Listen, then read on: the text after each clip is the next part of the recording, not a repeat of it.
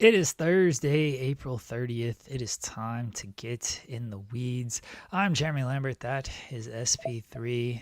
I guess I'm still in NXT. I forgot to change my headline this morning. SP3, how you doing, buddy?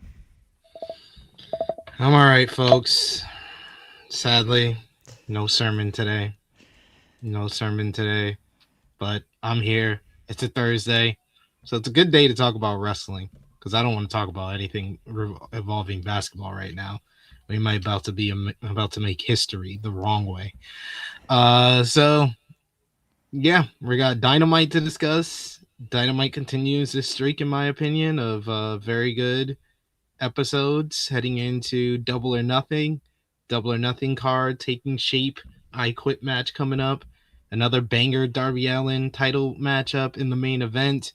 Kevin the Jet Knight picking up his biggest win of his career against MJF.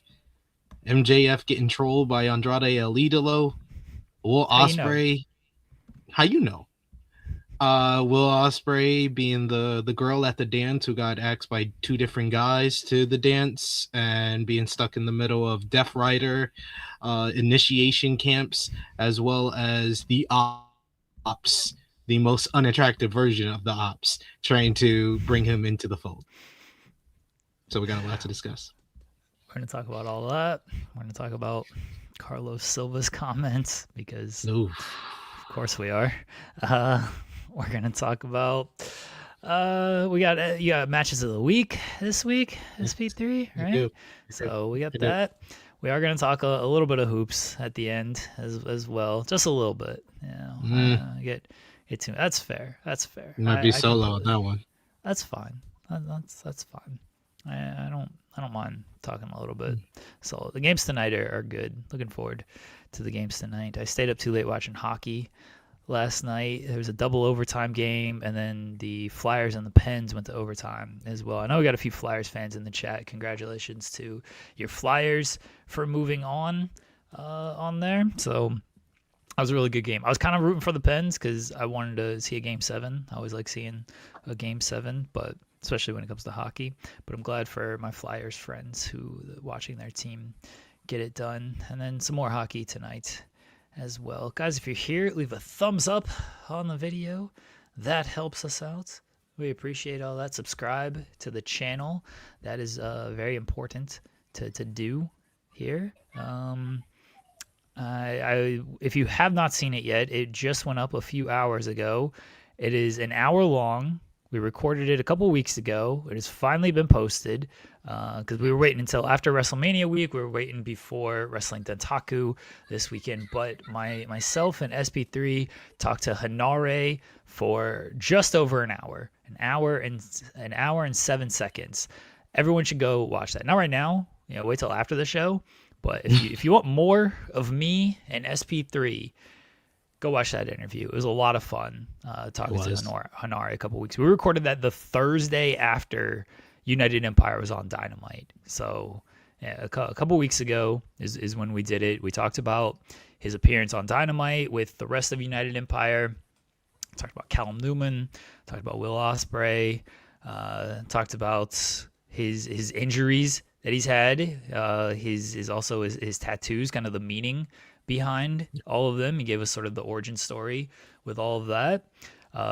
What he was doing while he was injured and the potential offer from WWE that he had. Got into a lot of his top matches throughout his career against guys like Shingo. And yeah, I don't know if you have anything else to add about the interview, SP3. No, it's one of my favorite interviews I've done this year. I've done quite a few over 2026 so far. But I think that was probably the most fun that I had, and getting to talk to him, get to know him, and yeah, and we became friends. He's now Did, following me on Twitter. He's following the both of us on Twitter. So he's a very cool guy, very humble, but also very genuine, and just has so much passion towards professional wrestling. He's an easy guy to root for, especially after you watch that interview. yeah, he was very very fun, and we talked a little bit before the interview and a little bit after. We probably could have done like another 2 hours with him, but his phone was dying, and I also kind of had to run. But I always expect like 20 minutes with people because that's what we sort of limit to on this show since this is a live show and everything. But any of our recorded interviews, it feels like we do like an hour or so with everybody because they're willing to give us time for some reason. So everyone go check out that interview with Hanare. I think the Damo interview is going up this weekend, but that was live on the show. You can go back and watch last week's episode to see the Damo interview. Yeah. But yeah, the Hanare interview was a lot of fun. Hopefully everybody checks that out, get something out of it. That's the first interview that challenges the Bishop Dyer interview for me as far as my favorite interviews that we've done together. We are, I don't know when, hopefully getting Bishop back in a couple of weeks. I would love that. Yeah. He was awesome. Talking about possibly getting him back on the show here in the next MLW's got a few shows coming up, obviously, where we got a pretty good relationship with MLW, and so yeah, we've talked about getting Bishop back on the show. So I'll keep everybody updated on that. I don't like saying too much because then it falls through, and then I feel bad that like it doesn't happen. But we're usually pretty good. MLW, I should say, is usually pretty good about following through on stuff. So Bishop was one of the names that was discussed. Reports say that In the Weeds has discussed getting Bishop Dyer back on the show. Is that how I can frame it? According to reports, yes. Yeah, according to reports, Bishop Dyer has been discussed to have a return on In the Weeds. That's everybody can run with that, put that out there. What if we had like In the Weeds, like In the Weeds, like an insider or something, like we have our own like Sean Ross Sapp that just reports on like In the Weeds. Like I'll feed that person like scoops and everything. Yeah. The only person I trust that's usually in the chat would be like Volop.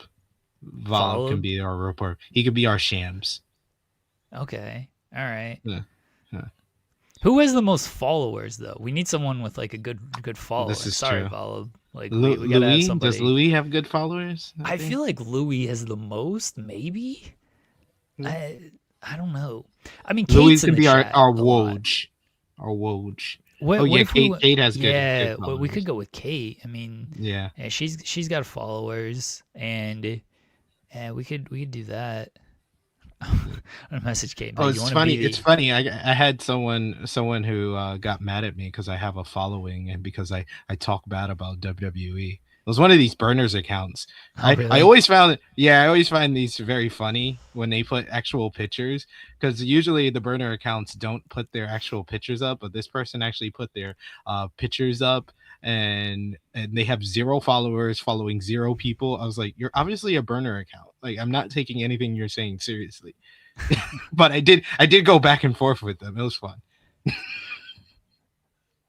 Joel ran, I don't know if it was a burner account. Yeah, was it Kyle? I was about to mention King Kyle from yesterday. It was not King Kyle. I think his name was like Angel or something like that. Yeah. Joel was ducking smoke from King Kyle. I saw that yesterday. The thing is, we ended the show right as he left, like his final message, and his final message was literally what we'd already talked about of, why are you guys like, they're not using AI for like storylines, it's just for this and this. I was like, yeah, that's kind of what I said. I mean, I don't know if they're using it for storylines. I think it's hilarious if they do, but I didn't jump on to, oh, they're definitely using it for storylines. Like, I thought like, yeah, my post was, no wonder their storytelling has been shite for the past 18 months, and with the laughing emoji, and I had people be like, you're so dumb for believing they use AI for storylines. I was like, this is awkward because it wasn't me that said it, they said it. Yeah, Mark Shapiro said like, oh, they're using it for storylines. It's always very funny when like the people themselves say something and then you just comment on that. It's like, that's not what it is. I was like, all right, go tell them. Like, don't yell at me. Exactly. Exactly. That's got nothing to do with me. I'm laughing at it. had another person who was like, this is spreading misinformation. I don't even like WWE. WWE's trash, but I don't like the spreading of misinformation. I was like, you can like not defend WWE if you don't like them. Like, you don't have to. Like, you don't have to. It seems like you're getting very worked up for a place that you have said you don't like, but you're gonna defend them because you think it's misinformation, and you're doing it under my posts where I'm laughing at it and saying, no wonder this storytelling has been trash. People have so much time. I don't know how people have that much time to do these things. I don't understand it either. I don't get it. Literally, that's what my back and forth with the burner account was about. It's like I was like, dude, you're doing this for free. I get paid to talk about wrestling and write about it. Like, that's the difference between me and you. You don't got no followers. You ain't doing it for a follower or a cent. This is kind of depressing. This is pathetic. I mean, love of the game. I can respect just love of the game. I can respect the love of the game, but he's complaining about other people's tweets. Yeah. That's not love of the game. Yeah. I don't know. This is why I mute so much stuff. I'm sure my mentions are a hellhole on some of the things that I tweet, and I'm like, nah, that's getting muted. I ain't got. I don't have time to look at all these replies and go back and forth with people. You have a following. I don't have a following. I don't have much. I don't want a following. That's why I always say, like, don't follow me on Twitter. I don't want people to follow me, because Phil Lindsay and I had this conversation a very long time ago. This was before, like, Grapsody, like, really took off. So that's how long ago it was, because Grapsody's been around for a while. I was just like, man, once you get, like, from what I've seen, I'm not even past this point. I don't want to get past this point. I was like, once you get past, like, 10,000 followers, it's just, like, all downhill from there. Then you just get like so many people just in your mentions, and just like the worst of the worst kind of people. He's like, I don't want to like get past that. And then of course Grapsody turned into Grapsody, and I'm pretty sure it's way past 10,000 at this point. I was like, I don't want to hit that point. That's why I don't put out my social media on any of these shows. I don't do any of that stuff. I'm like, no, please don't follow me. Let me just get my tweets off and all of this stuff. I'm just trying to make jokes. And look, chances are, like, if you're one, I don't do like any wrestling news type stuff. Like, I don't break stories. I don't do any of that. I mean, I kind of do, but I just don't do it in a official way. So like, I just want to complain about sports on my Twitter, and I don't want you bothering me when I'm complaining about my sports. So just stop annoying me. And then I'm not here to argue with you about wrestling. I don't have time to argue with you. I just want to make my jokes and move on. Even if something is simple, and we'll talk about it a little bit later, but like the Ospreay stuff last night, and I just made my joke, and like, do you really think this is how the story's going? Like, I don't know, dude. I'll let it play out. I'm just here to make my joke about Jon Moxley tickling Pac. That's all. Like, that was the best part. That was the best part. Yeah. You just said that. Like, I'm just here to talk about Jon Moxley treating Pac like he's the Pillsbury Doughboy. I don't care about the actual story and what's going on. He's like, come on, man. I saw this whole scene, and I was like, I actually like this, but I know Jimmy Macaram tomorrow will make me feel like this is the worst part of Dynamite because it involves Jon Moxley. This is true. Again, if you pay attention to this show, we actually break a lot of news. It's just we don't do it in an official capacity because I don't want to be like any type of newsbreaker. I've seen how people talk to Dave and Sean. I don't want anybody coming in my mentions like that. Absolutely not. I do not have time for any of that kind of stuff. So I never want to break any like news in an official capacity because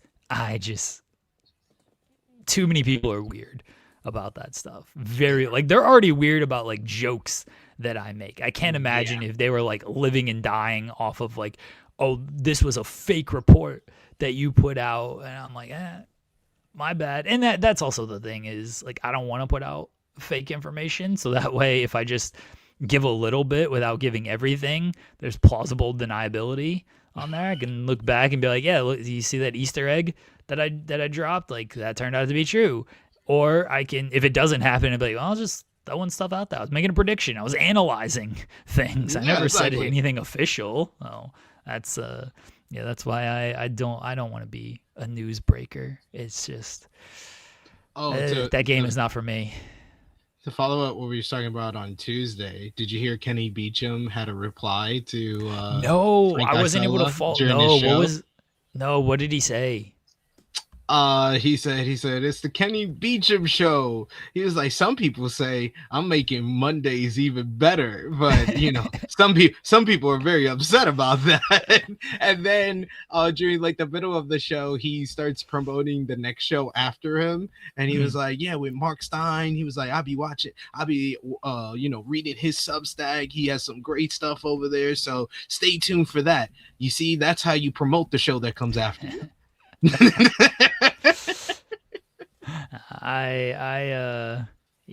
I respect that for Kenny. He doesn't need to like go full bore. His followers kind of took care of all of that. Like, and that's why Brian Scalabrine said, bro, don't do this. Yeah. Just don't do this. Yeah. I mean, I guess if you're not online,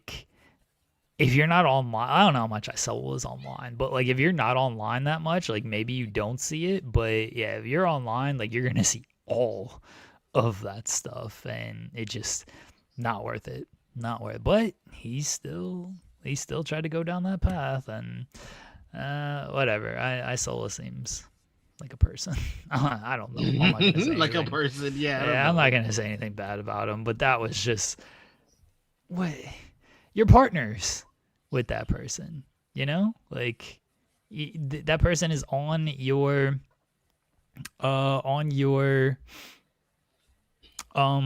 like same platform as you, like on Sirius, like just promote the show. Doesn't seem that big of a deal, but oh man, poor guy. Yeah. All right, so Carlos Silva was on Busted Open, that show, yesterday. A lot of people saying dumb stuff on Sirius this week. Yeah, true. Nice transition there. Yeah.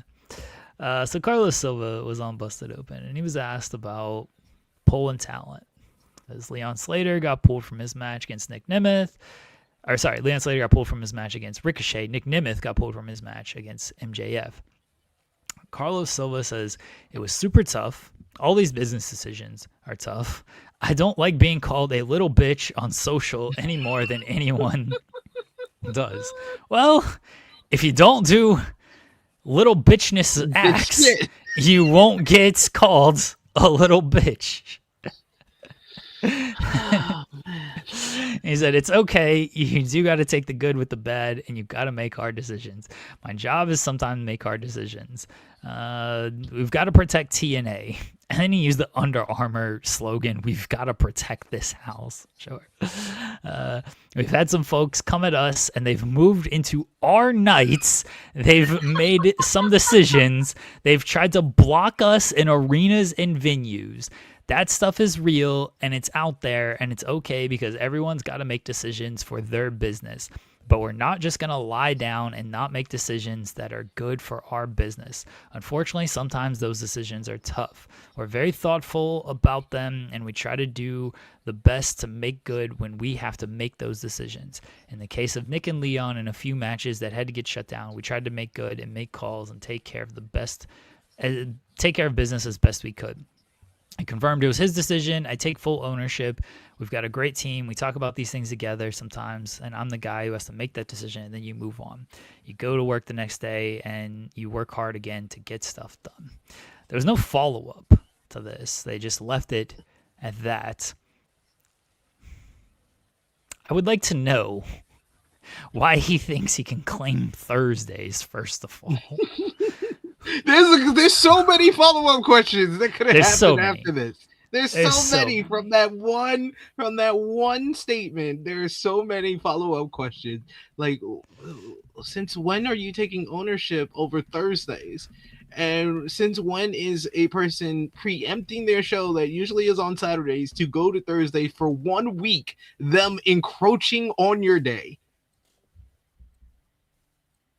I want to make that the banner and see how many people take it as real. An open trying to block us from certain platforms. Yeah. And no follow up of like, what venue is TNA running that AEW wants to run? Like, what?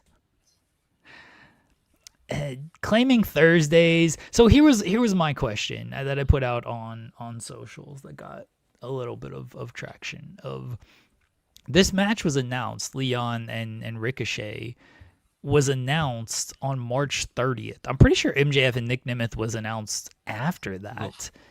I thought it was before that. Was it before? I'm not sure. I know they had been building it on. They'd been building it. Open. Yeah. So they'd been building it. it. Was announced. Okay, you're right. It was March 26th that match got announced. Okay, so it was announced a little bit before. All right, but Leon and Ricochet was announced March 30th. Collision, the Thursday Collision was April 2nd. They don't announce the Thursday Collision like 2 days before the event is running. You got at least a week's notice of when Collision is running, especially when it's moving to a Thursday. Like at least a week's notice.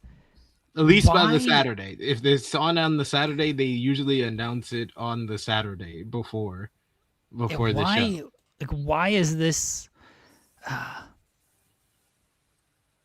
Why approve the match if you knew Collision was moving to a Thursday? If that was already a thing, why would you approve the match? If that was an issue, if that was a real issue, why are you approving it? That's what I want to know. But there was no follow up to that. And if it was because, oh, well, now I see how much they affected our viewership, as I joked about, y'all better quit having your talent talk about the NFL because the NFL draft slaughtered you this past week. Absolutely slaughtered you. So, yeah, that did more damage to your rating. That got y'all below 200,000, which was always the benchmark that I thought y'all were aiming for. And it was considered a success by most TNA fans anytime y'all did over 200.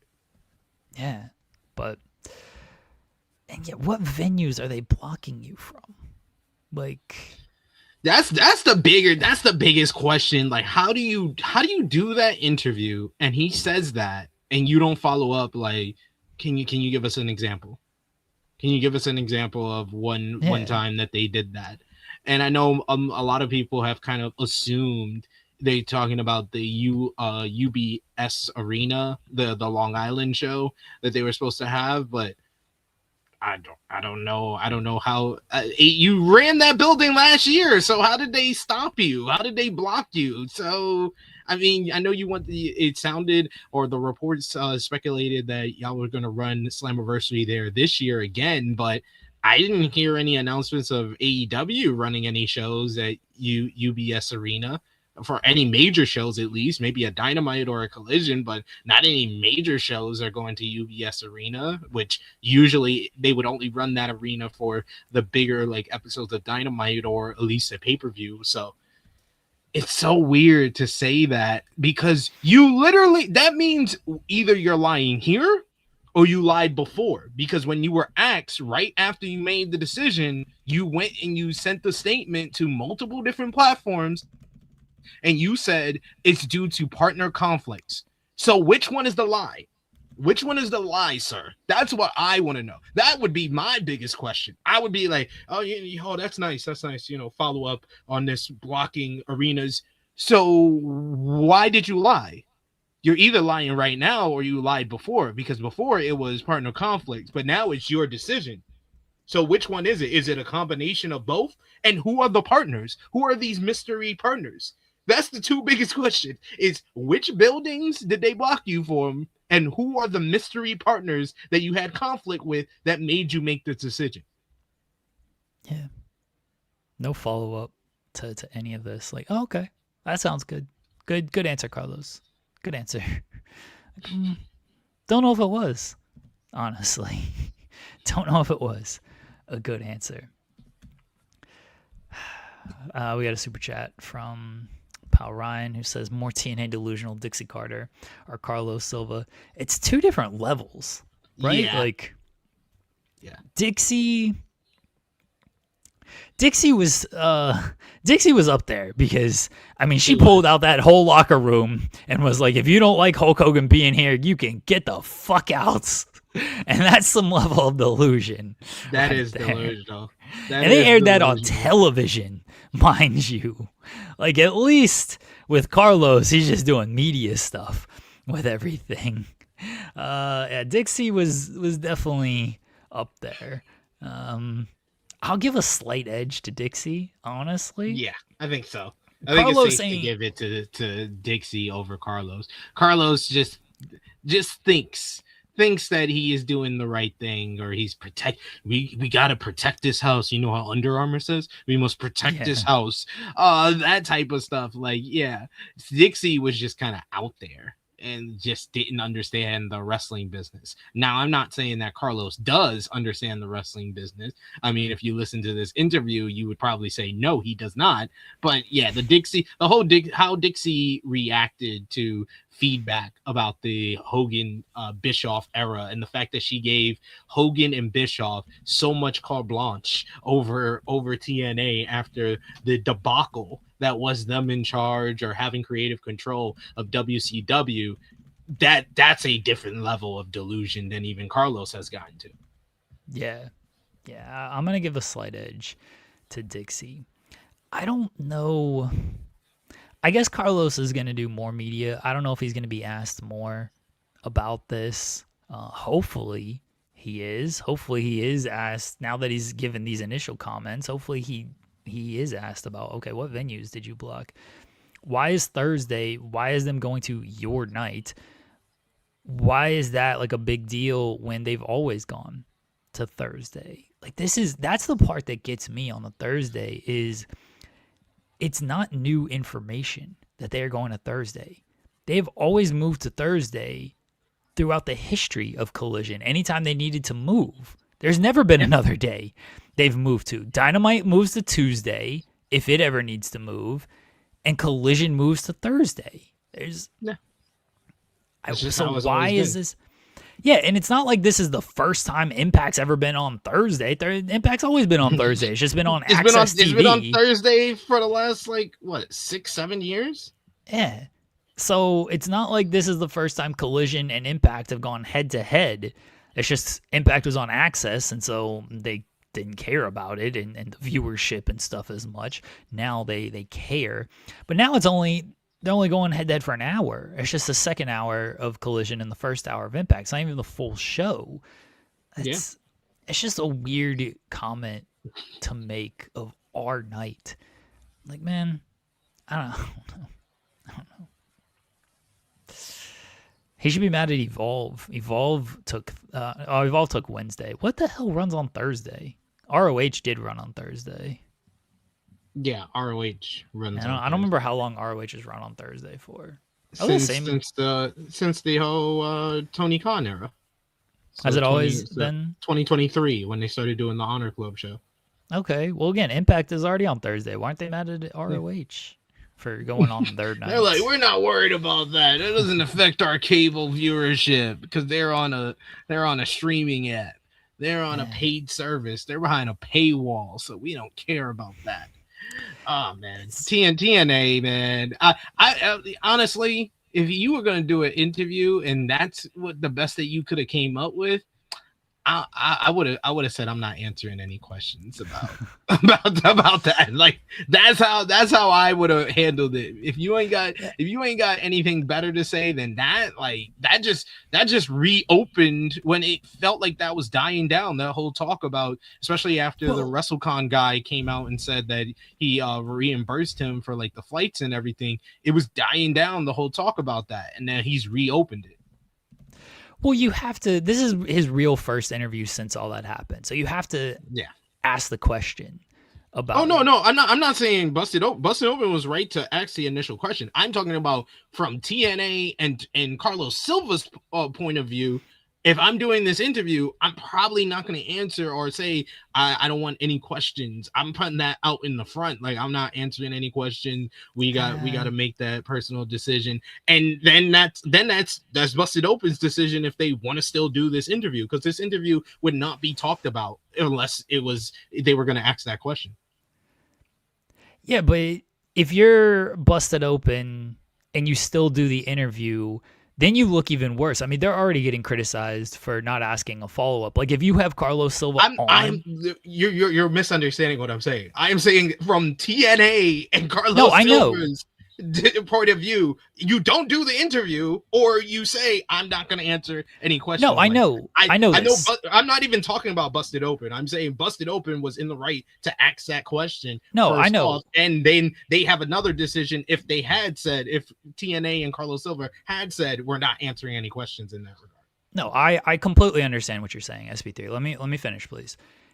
If TNA comes to Busted Open with that proposal and Busted Open says, okay, we will still do the interview, then Busted Open gets criticized further for having Carlos Silva on and not asking that question. Now, again, they could, as you mentioned, they could say, oh, we don't want to do the interview then. But then Carlos, we talk about this all the time with TNA of the Trey Miguel stuff.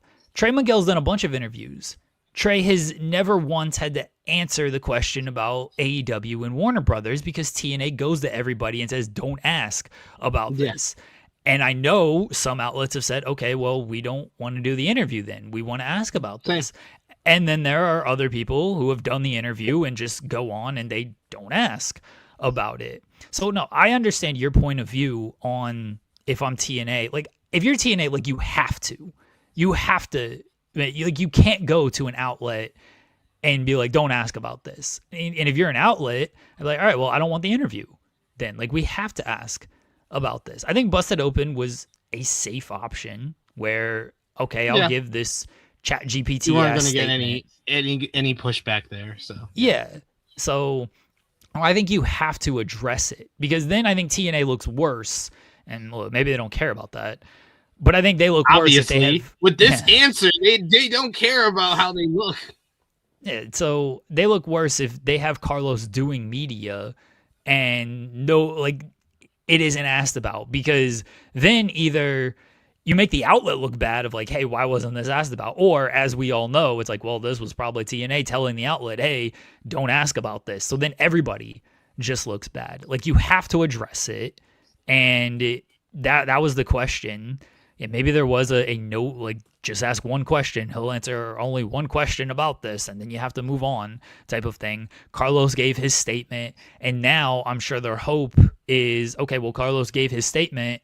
Nobody else needs to ask about this. He already put it out there. And maybe Carlos, maybe that's what he'll say is like, I've already commented on this. I'm not going to comment further. But again, if you're another outlet and you see these initial comments, I would ask, like, okay, well, what venues was being blocked? Why was it a big deal that they ran Thursdays when they've always run Thursdays, and it was known they were going to run Thursdays when you approved this match?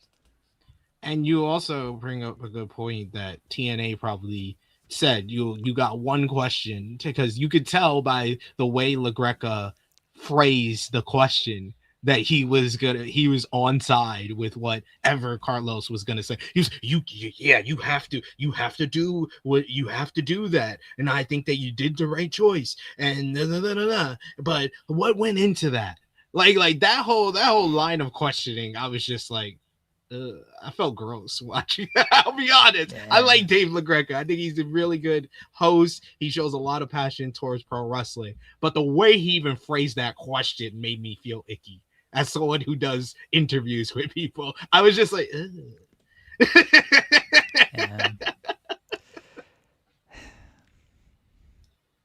Well, he answered the question. I will say, I think Matt Hardy did the best PR for TNA yesterday, because he was on Hawani's show and he flat out said, I don't think this match should have happened anyway. Like, we probably just shouldn't do TNA and AEW matches. We're partners with WWE.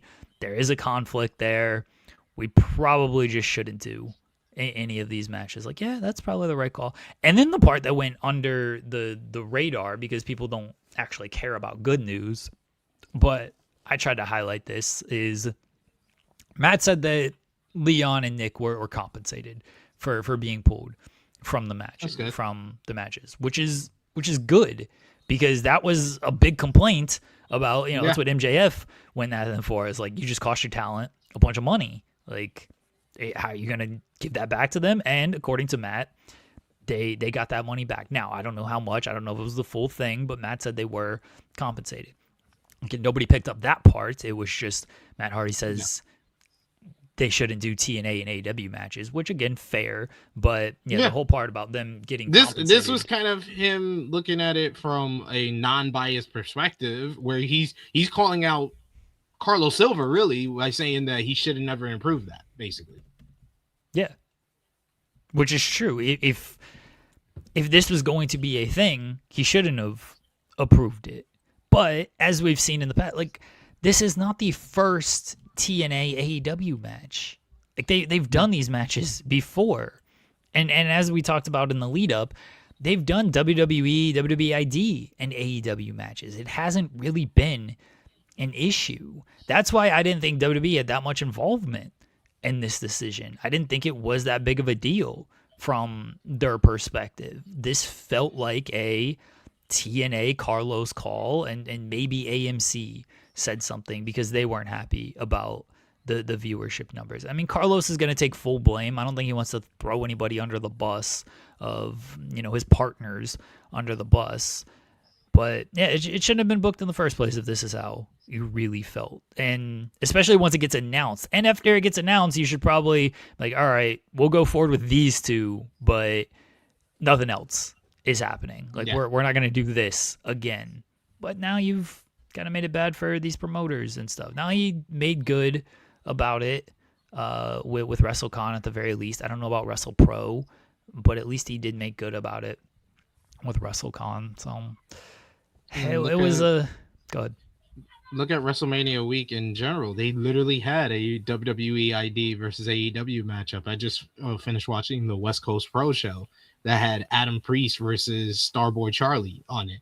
Yeah. That's a WWE ID guy that was on WWE NXT a couple of weeks ago versus a guy who's regularly on Ring of Honor and it was on AEW Collision this past week. So yeah, I say that now, yeah, it does look like this is more of a TNA thing than a WWE thing in retrospect, but I don't think that TNA did themselves any favors, or Carlos Silva did TNA any favors with all of this.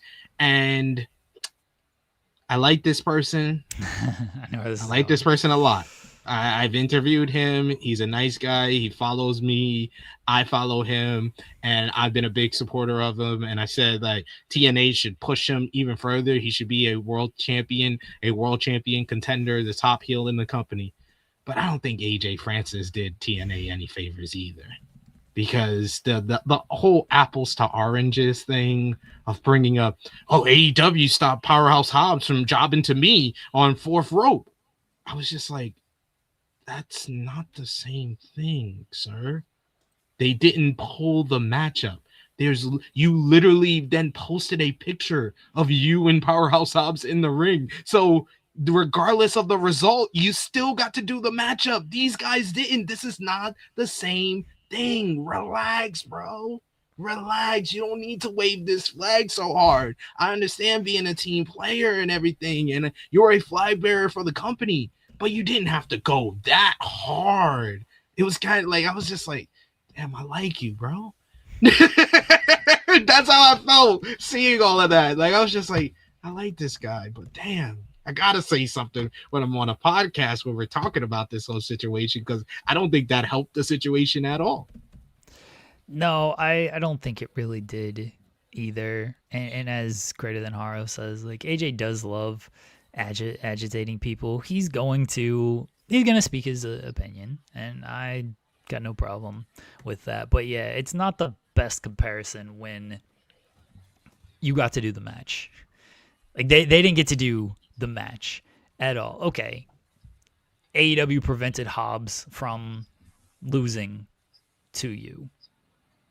I wouldn't blame TNA if they prevented Leon from losing Exactly. to Ricochet. Exactly. Yeah. I would have not got mad at that at all. The Yeah. reason that people are upset is because the match didn't happen. That is the difference. Yeah. And apparently, again, Leon wasn't supposed to lose. I still think it was going to break down into a 6-man. It was going to end in a DQ and break down into a 6-man, and then Michael Oku would have taken the pinfall. Yeah, I have it on good authority. I think I put it in the comments when you and Joel were talking about that Michael Oku and man like Darius were always supposed to be on their WrestleCon card. So I think it was going to be team Black UK of Leon, man like Darius, and Michael Oku versus the Demand, because the Demand were also booked for WrestleCon as well. Yeah. I think that was gonna be the match, and then either Oku or Darius would have taken the loss, and then you move on from there. But yeah, it's not the same comparison of when you still got to do the match. Now, if you didn't get to do the match and AEW pulled Hobbs because we don't want him losing to AJ, so we're just not gonna do the match at all, then we have a fair comparison here. But that wasn't the case. AJ's he's gonna support the company that he works for. He's always been that way. Yeah. I can respect that. There's also just sort of, I think, better ways to do it. I think Matt Hardy did a very good job of I think so too. of that. And Matt usually gets a lot of flack for like, oh, he's just waving the flag here, and of course he's just gonna say nice things about TNA and take shots at AEW. I don't even think Matt takes real shots at AEW, but of course this is what Matt is going to say. Now, Matt, I thought handled it well on Hawani. I think so too. I think he was the one who did favors, but of course they only wanted to pay attention to one part of what he had to say. Yeah, and again, the part that when he said they were compensated, that was the biggest favor. But people again want to look at the catchier headline, and I get it. It's a catchier headline, but it is, if they got compensated, good. I think Carlos should have said that in his interview, mind you. I do think Carlos probably should have said, we did compensate them, but he didn't even say that. It was just, I made this decision. That was it. I think that should have been a follow-up, too, of, were they compensated? But, God forbid we ask follow-up questions.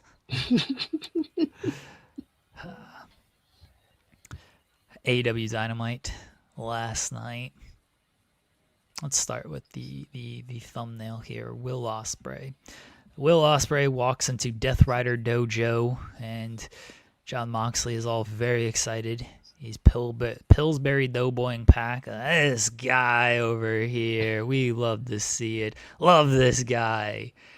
Because Ospreay said, look, I still got business to handle in the UK. Moxley, look at the loyalty. Love that. Love that from you.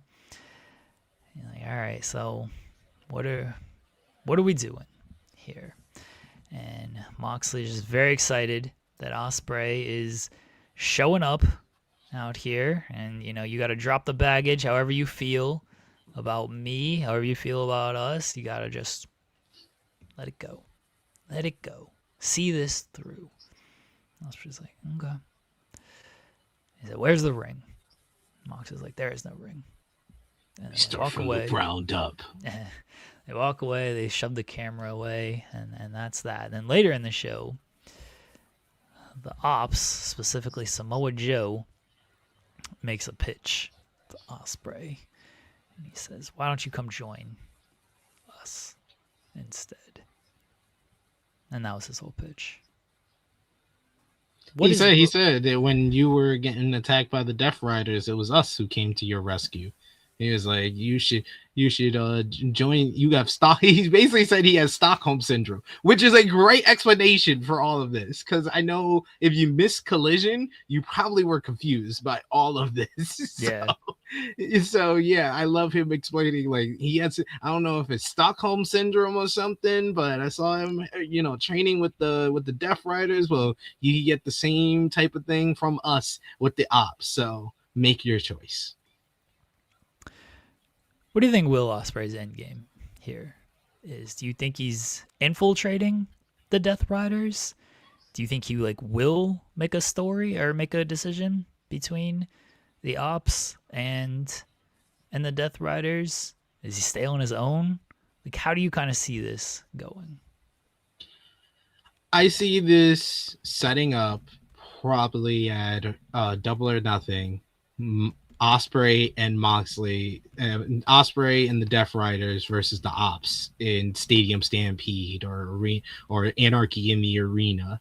But the long game, the end game of all of this should be Ospreay is basically, because I saw one tweet where someone was comparing it to Bryan Danielson in the Wyatt family. But little do the people that didn't live through that realize that lasted like 8 days. That lasted like a week. Yeah. That lasted like 8 days. This is more akin, what I think, where we might see it develop over maybe a couple of weeks or even months.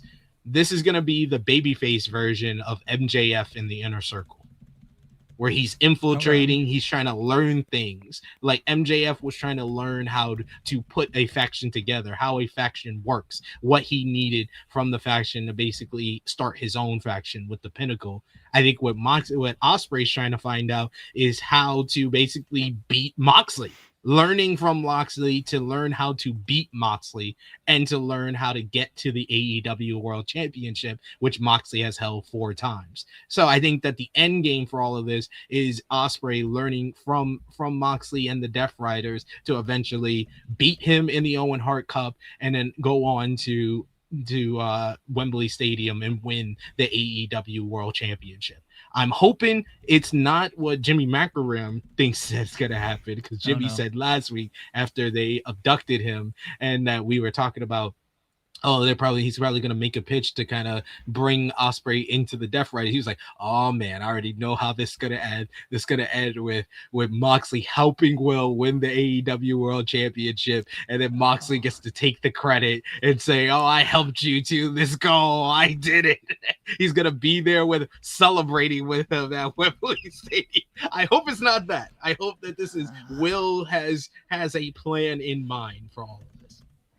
Yeah, I hope it's not that either, because if you were just watching this, not even as like a new viewer, if you're watching it from someone who has followed all of this, it doesn't, on the surface, like what they're presenting right now, it doesn't make a ton of sense for Ospreay to trust these guys when they murdered him and tried to paralyze him and cost him 7 months of his career. He came back looking to kill them. And then they continued to murder him, and Moxley beat him in the match, and now Ospreay kind of looks like a little bit of a loser of like, well, can't beat him. I guess I'll just join these guys who tried to kill me. That seems like the better option here. It's like, what? Huh?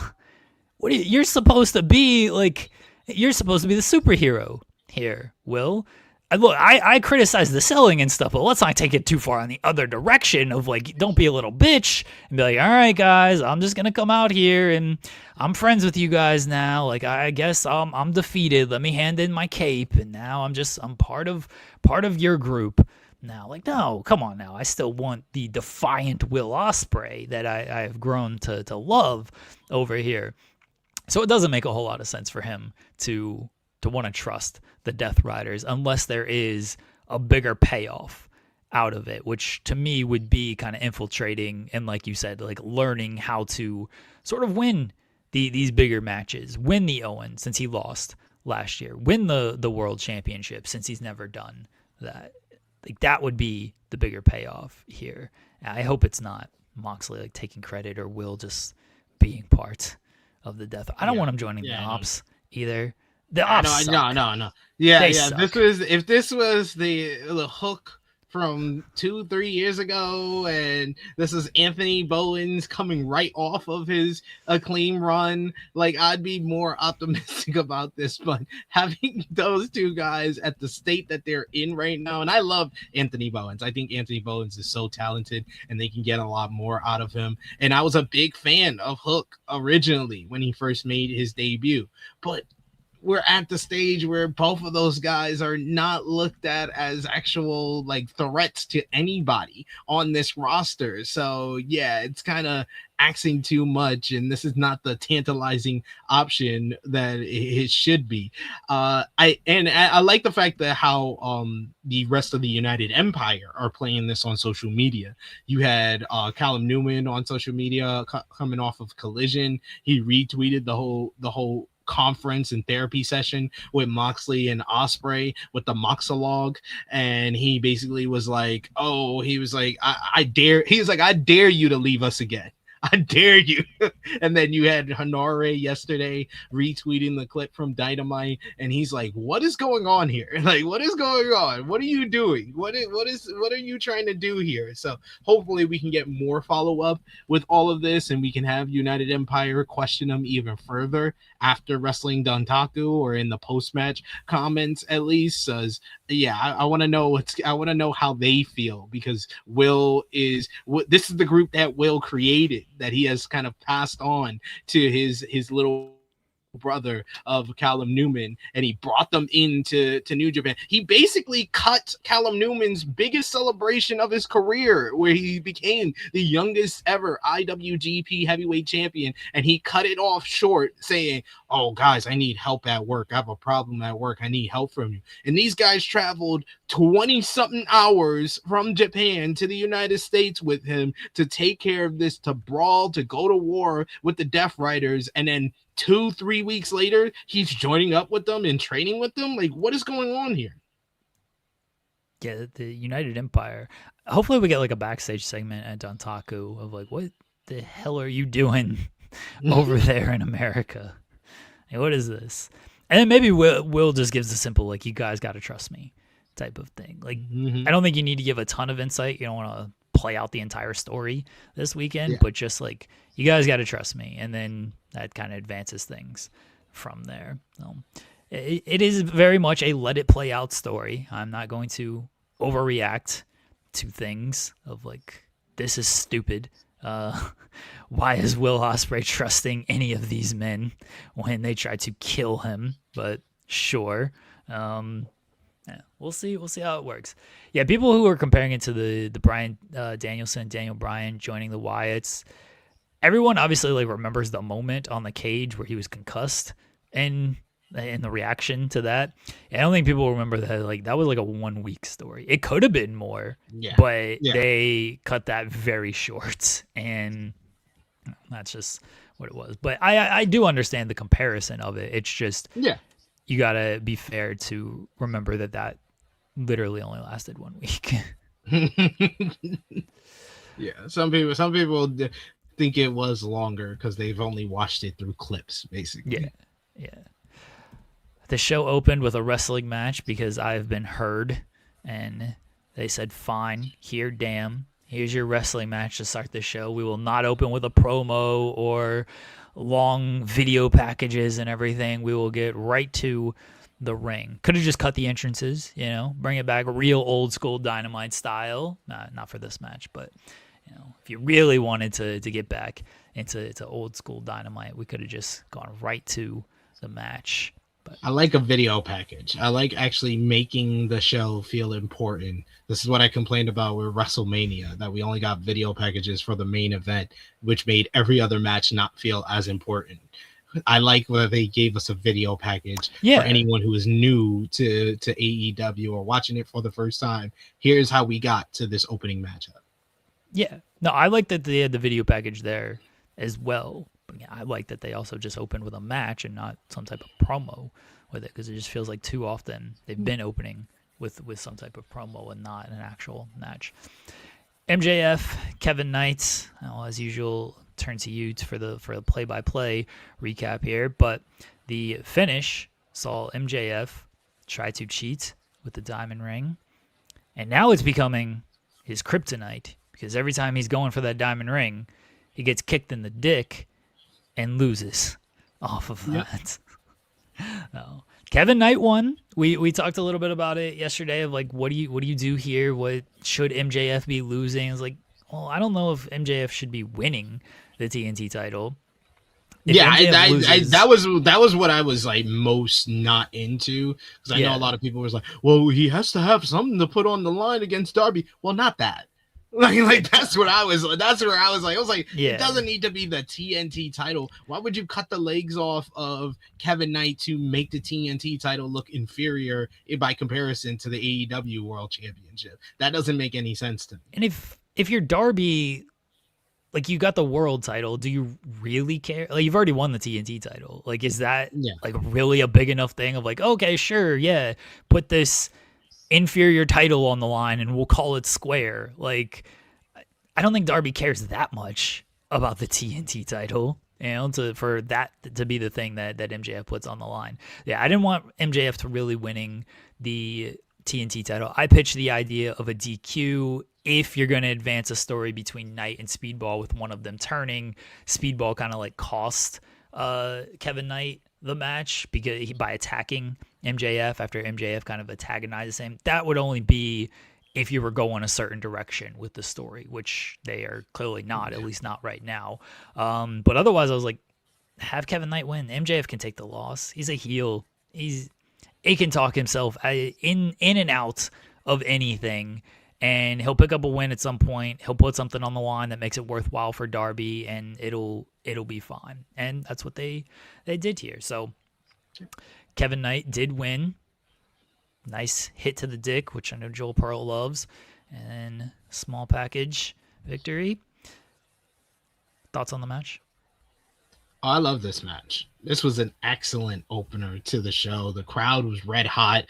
This was the highest attended episode of AEW Dynamite since Grand Slam in New York in 2024. So the most attended Dynamite in 2 years. And you felt that from the crowd. And they were really into this matchup and the two guys involved with MJF, who in my eyes, he's the best character. He through the first third of 2026, he's been my wrestler of the year, and he just continues to do that with this type of matchup because he's so willing to eat shit as a heel and put someone over. And he did a great job of putting Kevin Knight over in the first match that they had that he won for the AEW World Championship. But this did an even extra job of saying Kevin Knight is a future AEW World Champion. Kevin Knight is a future top guy in this promotion. He went toe-to-toe with MJF. MJF took advantage of Knight doing a lot of high-flying moves. That freaking springboard clothesline from the ring to the floor just looked amazing. I love that whole sequence where MJF just keeps rolling out of the ring like, all right, I'm away from him now. And then Kevin Knight just keeps hitting a different dive. He's like, nope, I got you. Boom. I'm going to get you halfway across the ringside area. That was awesome. But I like MJF taking advantage of him basically coming up limp on one of the dives and his knee hurting and just focusing on it, going to the half crab, working over the knee. Knight did a great job of selling the knee throughout the matchup, whether it was the UFO splash or any high flying moves that he did where he landed on his knee. He kept selling it. He took a while to go for the cover after the UFO splash, and that led to MJF kicking out, MJF getting frustrated. And this is one of the keys to MJF. MJF has a couple of key weaknesses to his game. He's a very insecure and impulsive person, but he's someone that always gets too overconfident. He's always talking about, oh, this is going to be an easy dub, underestimating his opponent, which he did with Kevin Knight here. And it led to Kevin Knight basically coming and surprising him and him getting frustrated. So he tries to it looks like he's going to use the TNT title, but then the referee takes that away and he's like, oh, I'm going to go to my trusty partner here, the Dynamite Diamond Ring. He's so cocky, kissing the ring and everything. And Kevin Knight basically giving him his other kryptonite, which is his balls. You hit him in the balls, MJF's going to lose. MJF tries to go for the Dynamite Diamond Ring. You hit him in the balls, you're going to get the win. And that's what happened here. Kevin Knight rolls him up 1, 2, 3. And MJF had the perfect reaction to this. First, with the attack going after Kevin Knight, trying to knock him out with the Dynamite Diamond Ring. And then Darby pulling a sting and coming down from the rafters to give him the Scorpion Death Drop. And then MJF bailing from the ring. And then immediately he's asking for the mic. he gets on the mic and he's like, I didn't even want that title. I didn't even want that. Last week it was, oh, I'm not prepared. I got to be prepared. So we're going to do this next week. This week is like, oh, I didn't even want that title. Who cares about that title? I want my AEW World Championship back. I want my Triple B back. So give me my rematch.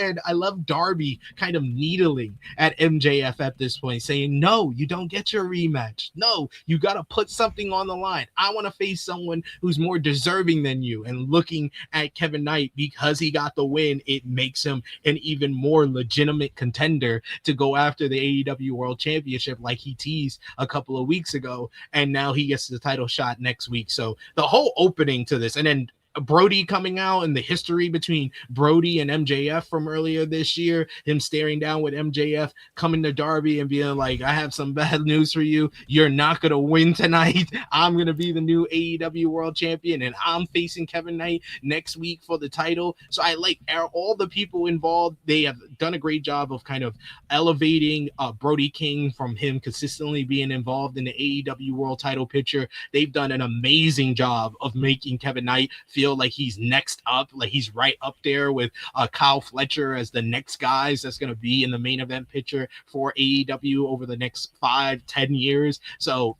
all this was so well done. This is one of the best opening kind of match into post-match as well segments that elevates and enhances this whole world title picture, which is, to me, the best story in wrestling. It's been the thing that has really driven this whole turnaround for AEW when it comes to the attendance, to the TV ratings, to the pay-per-view buys and the pay-per-view attendance. It's all been this whole turnaround in AEW, led by MJF, but it's the entire world title picture that has put different people into the main event picture. It's enhanced stars who are on the rise or been in that kind of upper mid card and elevated them up to the main event scene, like a Darby Allin winning the championship has done for him. And I thought this set up what we would get later in the night that further advanced that story with the world title picture even more with the main event between Darby and Brody.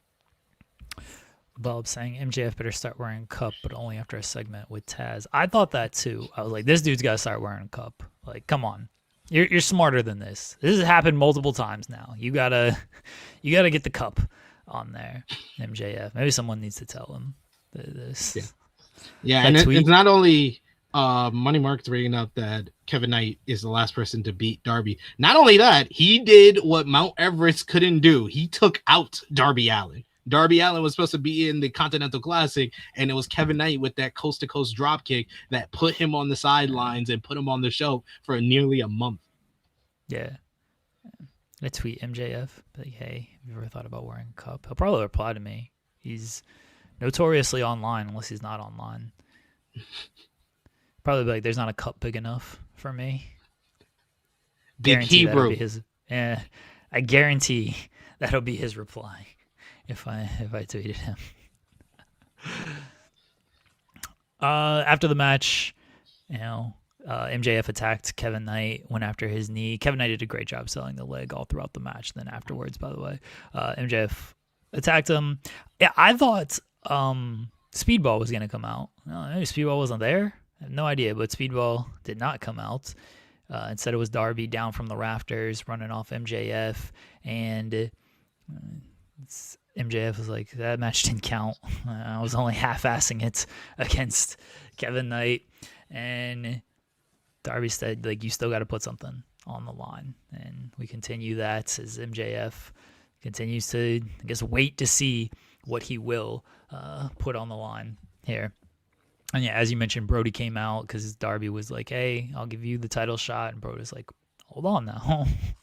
Hold up, I'm gonna murder you in this main event, so you better not just be giving that title shot out just too late here. And then we did get to the main event, so still a through thread, still not like we knew what the main event was, but they still were there in the opening stuff and then there in the main event. So Tony continues that theme going, which has led to probably they have rebounded from that bad episode post Revolution, and they're back on a streak of really good episodes, and it's been around the show long narrative. Yeah. Because we also got MJF later on in the show with with Andrade. How you know? Yeah. How you know? You know, how you know? Uh, Brody and Darby. This went about how you would expect. It As was. Oh my god, I love this main event so much. It put a big smile on my face because it was like so. It was such a splendid use of visual storytelling as Darby's body became battered and bruised throughout the matchup. there was a lot of spots that popped me. Darby doing the suicide dive and just bouncing off Brody absolutely killed me. Like I've said many times how much I love Darby's suicide dive because he actually looks like he's trying to commit. Um and Brody just like standing there. It was like a gnat just bouncing off of him. Like It's like, what just came? What just hit me? Like, oh, all right. did something hit me or no? Yeah, Did that it hit was me? that was Freaking bothersome. Anyway, what were we doing? the Throw another hot dog on the grill. the the cannonball while Darby was on his back and going through the front part of the table was Yeah, awesome as well. Then the code red on top of the table, that was gnarly. And that was like, oh man, these guys, he couldn't even get them through it. Oh, that hurt. And that always, to me, that pops me so much when the table doesn't break. And I got reminded of the first time that I remember that happening.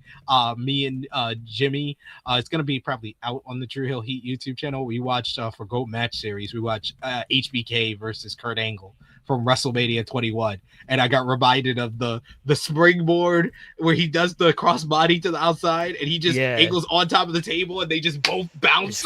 yeah. That hurts. That looks like it hurts more than going through the table. Oh, it always looks so much worse when the table doesn't break, especially like the announce tables, like because those things are sturdy. Like it's not just like the normal table where it's just two legs and the table. Like the announce table looks like it sucks if that thing doesn't break.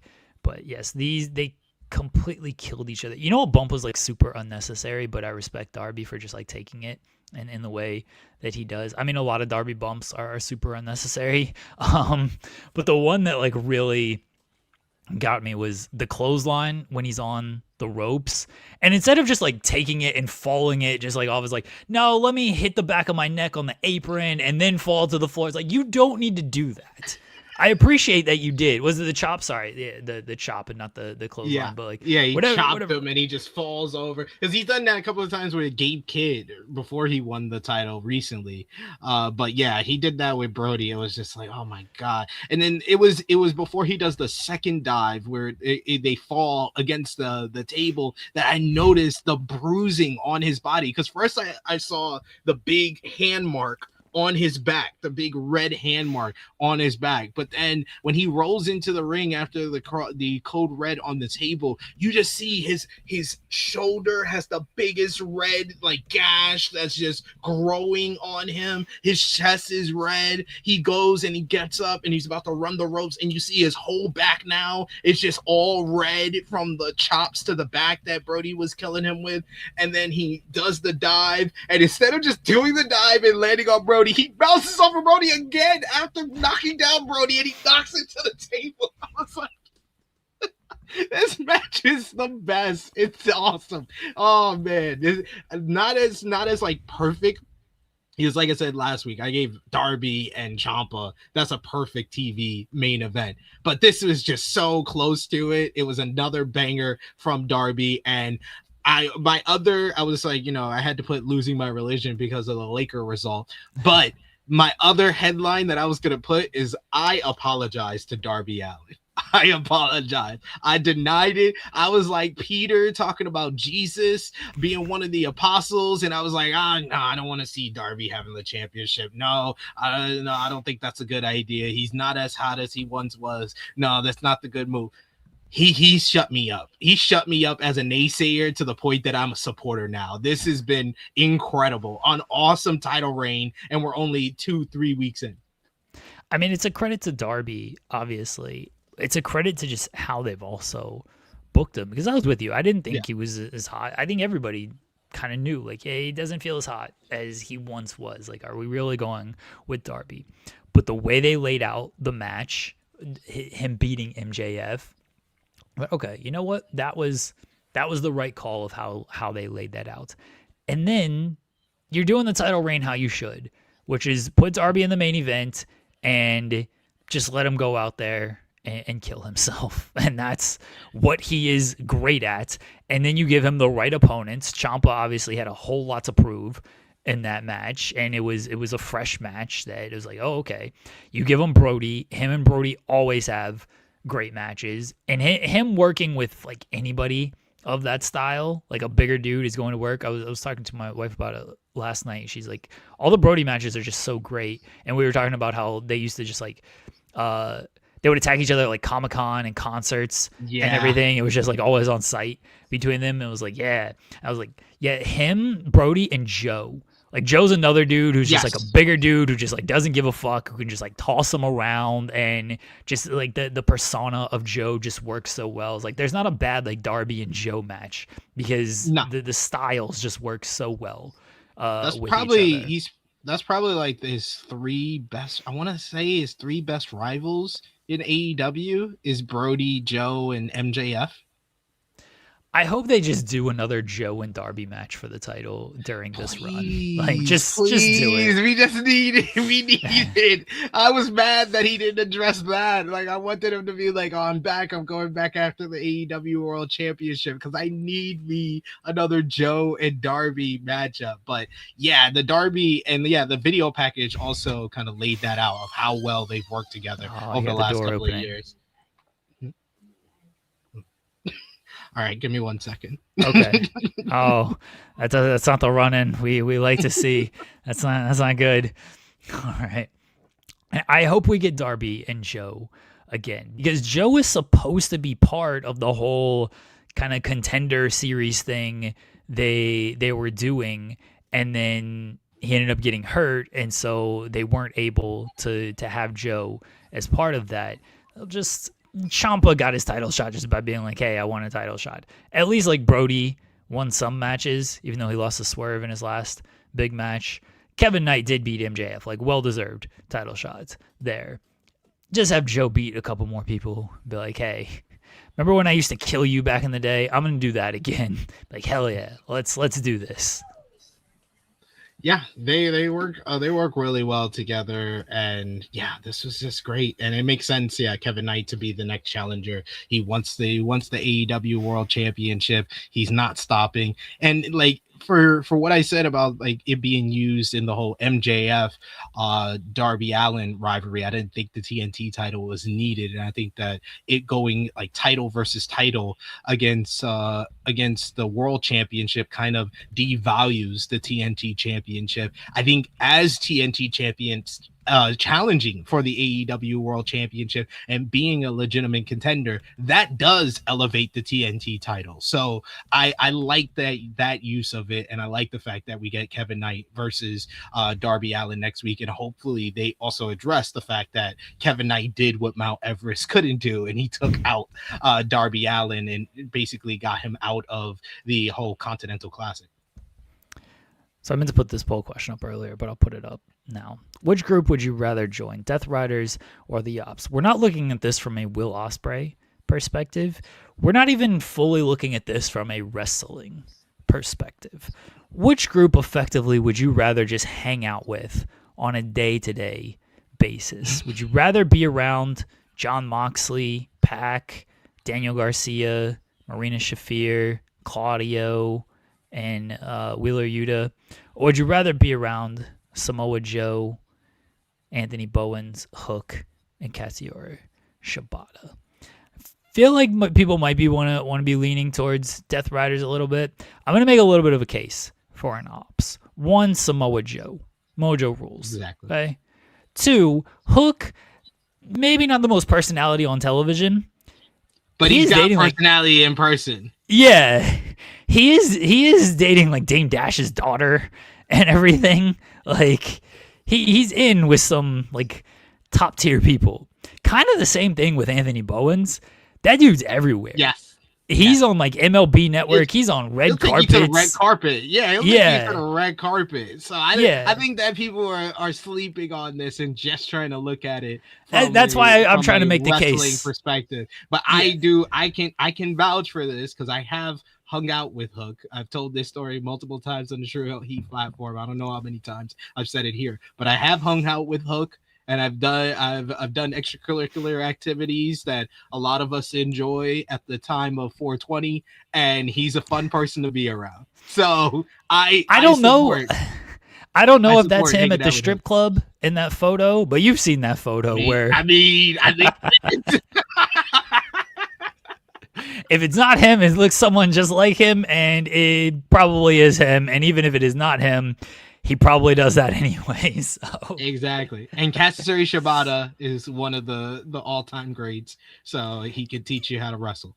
Yeah, if you want to like actually do wrestling things, you can do that with Shibata as well. Yeah.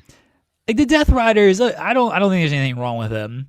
Moxley, you're gonna have to play with this kid and be like family Moxley. I was like, now you can wrestle and stuff. And Claudio, he can teach you some languages. You can drink a lot of coffee. That'd be fun if you're into that type of thing. Pac, I have no idea what he does in his free time. I assume you're gonna be watching football or soccer.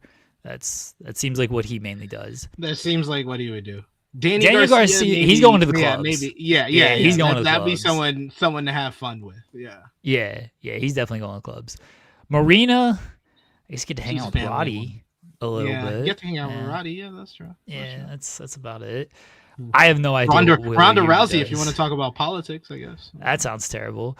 I have no idea what Wheeler Yuta does. Like, no clue what he does. Yeah, you know what? If you have a bad neck, Marina can help you out with that. There's an argument to hang out with the. You get to go to coffee shops with Claudio. Yeah.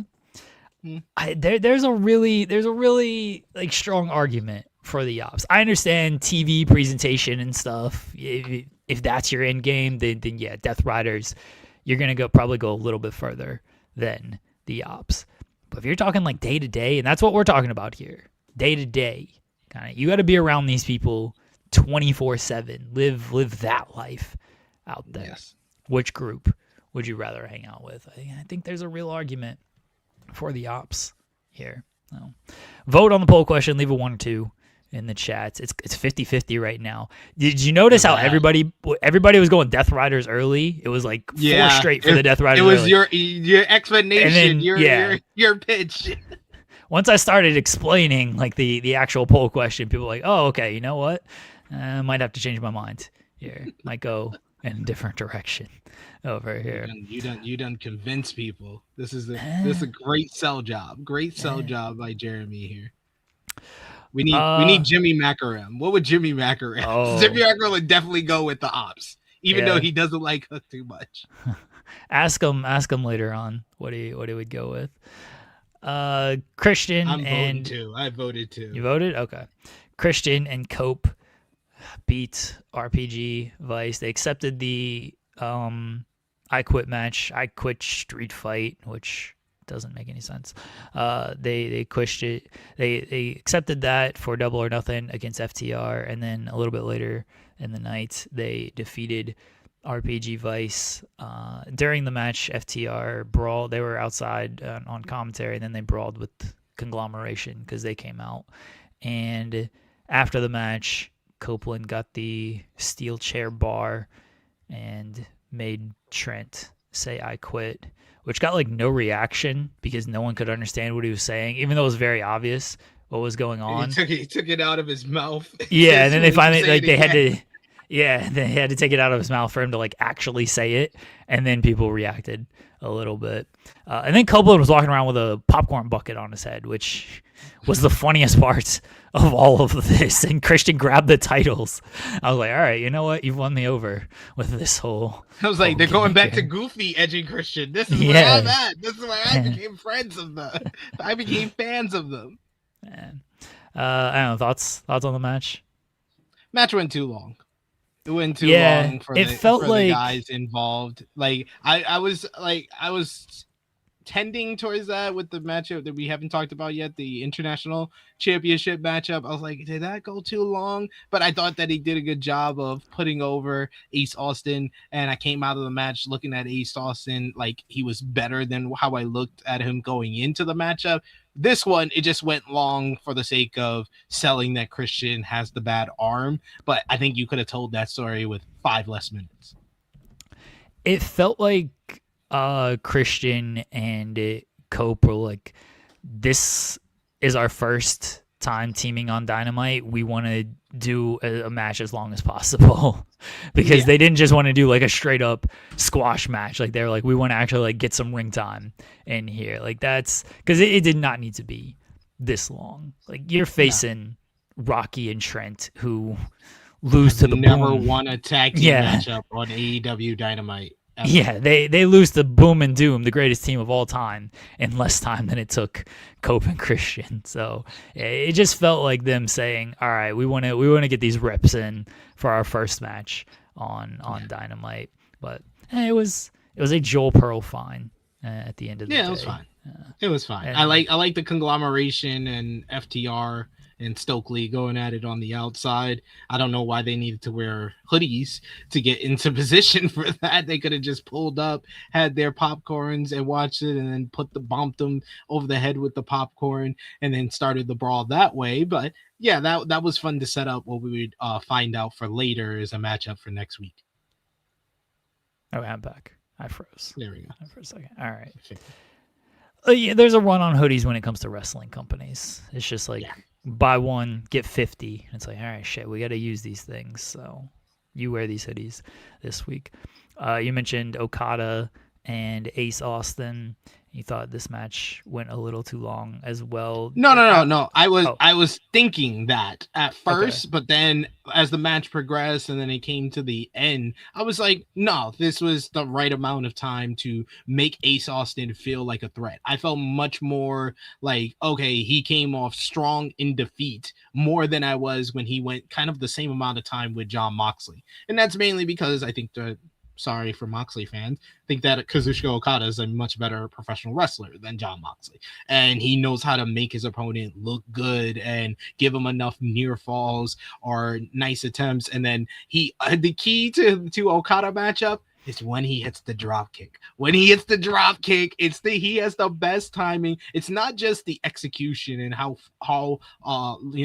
how up in the air his hops that he gets on the drop kick. It's the timing and when the drop kick comes. He had 2 drop kickers in this matchup, and it was the key to him picking up the victory. And they just completely took out Ace Austin and just took all the momentum that he had in the matchup and just took it for himself. I thought Ace looked good. He showed his strength and his amazing thighs, as Don Callis said, his ability to do squats with Okada on his back and the Death Valley driver, the Ospreay fop to the outside, that looked good as well. And I just like Okada hitting those 2 drop kicks, picking them up, dropping them on his head with a tombstone, and then that was it. Rainmaker, boom, 1, 2, 3, picking up the victory. This was exactly the right amount of time that it needs to be to accomplish everything. Make Okada look like the guy who just has to hit that drop kick at the right time, and it's over, and also put over Ace Austin in the process.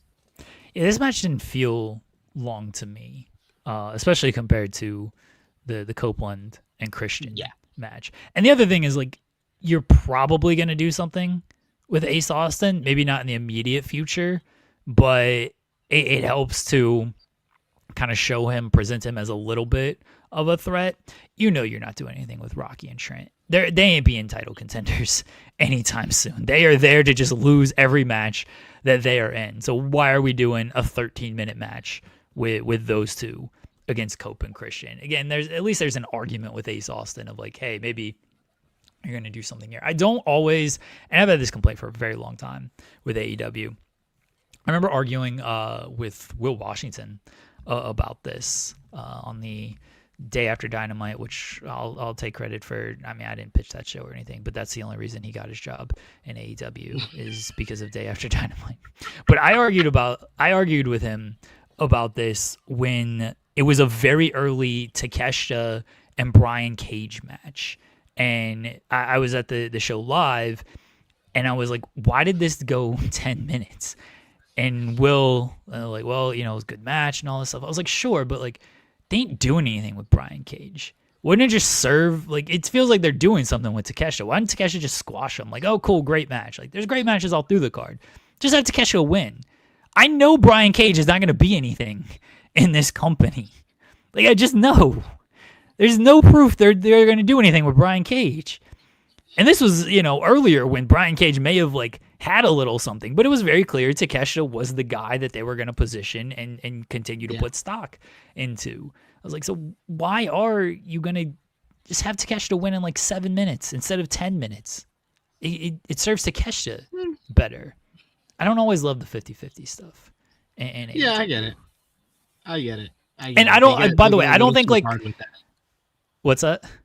They go a little too hard with that, to be fair. I don't think like Okada and Austin was the most egregious example, because I think they will kind of do a little something with Ace Austin. I don't think anytime in the immediate future, but I think RPG Vice and Cope and Christian was very egregious of like, why are we doing this long of a match? Because you're not going to do anything with RPG Vice.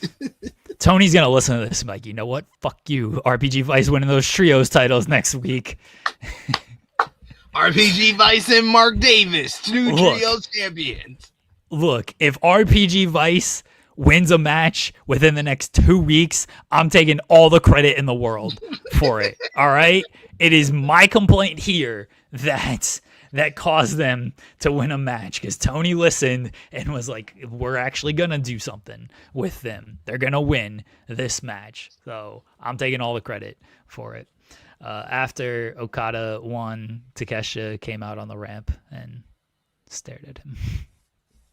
Yeah, they haven't put a lot of creative juices into the whole Okada and Takeshita rivalry and build up into Double or Nothing. But I also am of the belief they don't really need to, because it's all about how great that match is going to be at the show. Yeah. So you could kind of do these type of stuff where they do like little stare downs, you do a video package. I would like an in-ring segment with the both of them, and it could just be them speaking in Japanese and Don trying to keep them on the same page and not have them, brawling with one another, and the whole Don Callis family trying to separate them at the time. But they do need an in-ring segment to drive stuff home, either at least 2 weeks before the show, or at least the go home show or Double or Nothing. Do an in-ring segment. And I need a Takeshita matchup on Dynamite, please. It feels like forever that we haven't seen a Takeshita singles match on Dynamite. Do an in-ring segment, them speaking Japanese, Don translating, but obviously, like, the translation is just completely off. And Don is like, he said he respects you. He said you are one of the greatest wrestlers of all time. And then she called him a piece of shit who he's just going to beat the hell out of. I know, that's the segment that I need. Yeah. Takeshita is selling it like, no, this is not what I said at all. Like, that's the segment I need. And Takeshita cannot afford a loss at Double or Nothing. Like this would be like booking malpractice, because Takeshita, they have cooled him down quite a bit from the run that he was on in 2025 in the first third of this year. He needs this win to kind of regain his momentum and be on that trajectory where I know a lot of people, because of how great he is, and think that, like me, I think that Takeshita is one of the best in-ring performers in all of professional wrestling today. So you need to put him back on the track of people feeling like he's in the conversation with your Kyle Fletchers, with your Kevin Knight, and that he's the third guy there. He's like this new pillars that you're building to be the future of AEW. You need him to beat Okada at the pay-per-view. And then it also in relation to the storyline, it would set up a third matchup between the two, because then they would be 1-1, and then you can do a real blow off, say at like All In between the two men, with then in between Double or Nothing and All In, the Don Callis family chooses which guy they want to run with, and either they excommunicate Takeshita and now he's on his own and now he's firmly the babyface going into a third matchup with Okada, or you want to just have both of them separated from the Don Callis family. However you want to do it, it sets up a third matchup if Takeshita wins this one. If he loses, I think that's doing irreversible damage to how we view Takeshita, and it's gonna have to be a while before he gets back into another title contention because he's getting this title shot coming off of back-to-back losses at the last 2 pay-per-views. Divine Dominion retained the women's tag team titles, so 4 title matches on this show. People thought there might be a title change. No title changes on this show. Nothing looked like an obvious title change. I think people talked themselves into MJF winning. Yeah. Like, Okada was never losing to Ace Austin. I don't think Darby was ever really losing to Brody. Maybe you could have talked yourself into Stat and Shida winning, but that would have felt too early for Divine Dominion to lose. Divine Dominion win. They pinned Shida. I'm a little surprised they pinned Shida. I thought Shida was going to I thought Stat might take the loss and then Shida could complain that like Stat got pinned, but that was not the case here. So they pinned Shida. That was a good match. Not great, but that was good overall. I thought it started off really, really rough. Like it felt like these people not only were not on the same page, they weren't reading the same book. Like that one spot where it's obvious Megan Bayne is trying to go for a fallaway slam, but I don't think Shida got the memo, and she starts falling like it's going to be a power slam or a body slam, and they just fall over and she just drops Shida. It just looked like they weren't on the same page with one another. Once Statlander got back into the match, I thought Statlander was the star of this match. Yeah, and same. I thought that the biggest reaction in the matchup was when the fans thought that Shida was turning on Stat when she kicked her in the gut and hits her with the suplex into Megan Bayne. But that got the crowd into it, and I thought that Statlander was really the glue in getting this match back on track. So it winded up being a solid matchup, not necessarily a good matchup to me, but just a solid matchup because I felt like Statlander was great in the second half of this matchup. The 450 splash to both ladies looked awesome, especially with her really just hitting her knees on the back of, I think it was Lena Cross. That just looked more brutal than a regular 450 splash. And then her taking that gnarly bump on the Claymore into the German suplex was great as well. So Stat really held this down and showed why she's the best, in my opinion, the best in-ring performer in AEW. When it just comes to in-ring performer, she's not as well-versed or, as kind of multi-dimensional in the overall package like a Timeless Toni Storm or a Mercedes Moné. I don't think that she has like this intimidating presence and aura like a Megan Bayne, but as far as in-ring bell to bell, Kris Statlander is the best female performer when it comes to that in AEW. I can get behind that. I mean, Mercedes is still there. Mercedes is great. She's amazing. That's what I said. But Mercedes, she has other things that add to that. She's a good character. She plays a great heel. But I think that Kris Statlander has shown, especially in her title reign, that when it comes to bell, she's the best. That's just my opinion. Oh, that's fair. Like I think Statlander, if she's not the best, then she's just behind Mercedes. Because I'm not gonna ignore the overall presentation that Mercedes adds when it comes to also in ring, because like that is part of in ring. Yeah, but I understand your point as far as just kind of like technical execution kind of stuff. Like, yeah, I think Statlander, she's right there with Mercedes. It's 1-2. I say, what I'm really trying to say is like if you're doing it on a 0 to 10 type of thing, Statlander's a 10 overall in the ring. Mercedes is a 9.5. Mercedes' presence is like a 9. Kris Statlander's presence is like a 7. Mercedes' mic skills is not the greatest, but she's at least like a 6.5, a 7. Statlander's at a 0. Like that's what I'm saying. Like Statlander puts all of her juices, killer. Come on. all of her everything into the in ring. So it stands out more that she's that good in the ring that it makes up for the fact that she might be a 0 in another category. The other women's tag team match on this show, Brawling Birds beat who Emily J and Jordan Blade. Okay, good win for the Brawling Birds. The undefeated streak continues. The undefeated streak continues for the Brawling Birds. They doing their thing there, and it seems like we're still on track to do Brawling Birds and Divine Dominion at Wembley Stadium. But for now, the Brawling Birds seem to be the opposition of Tekla and the Triangle of Madness. Tekla said, "Too many dumb bitches in AEW.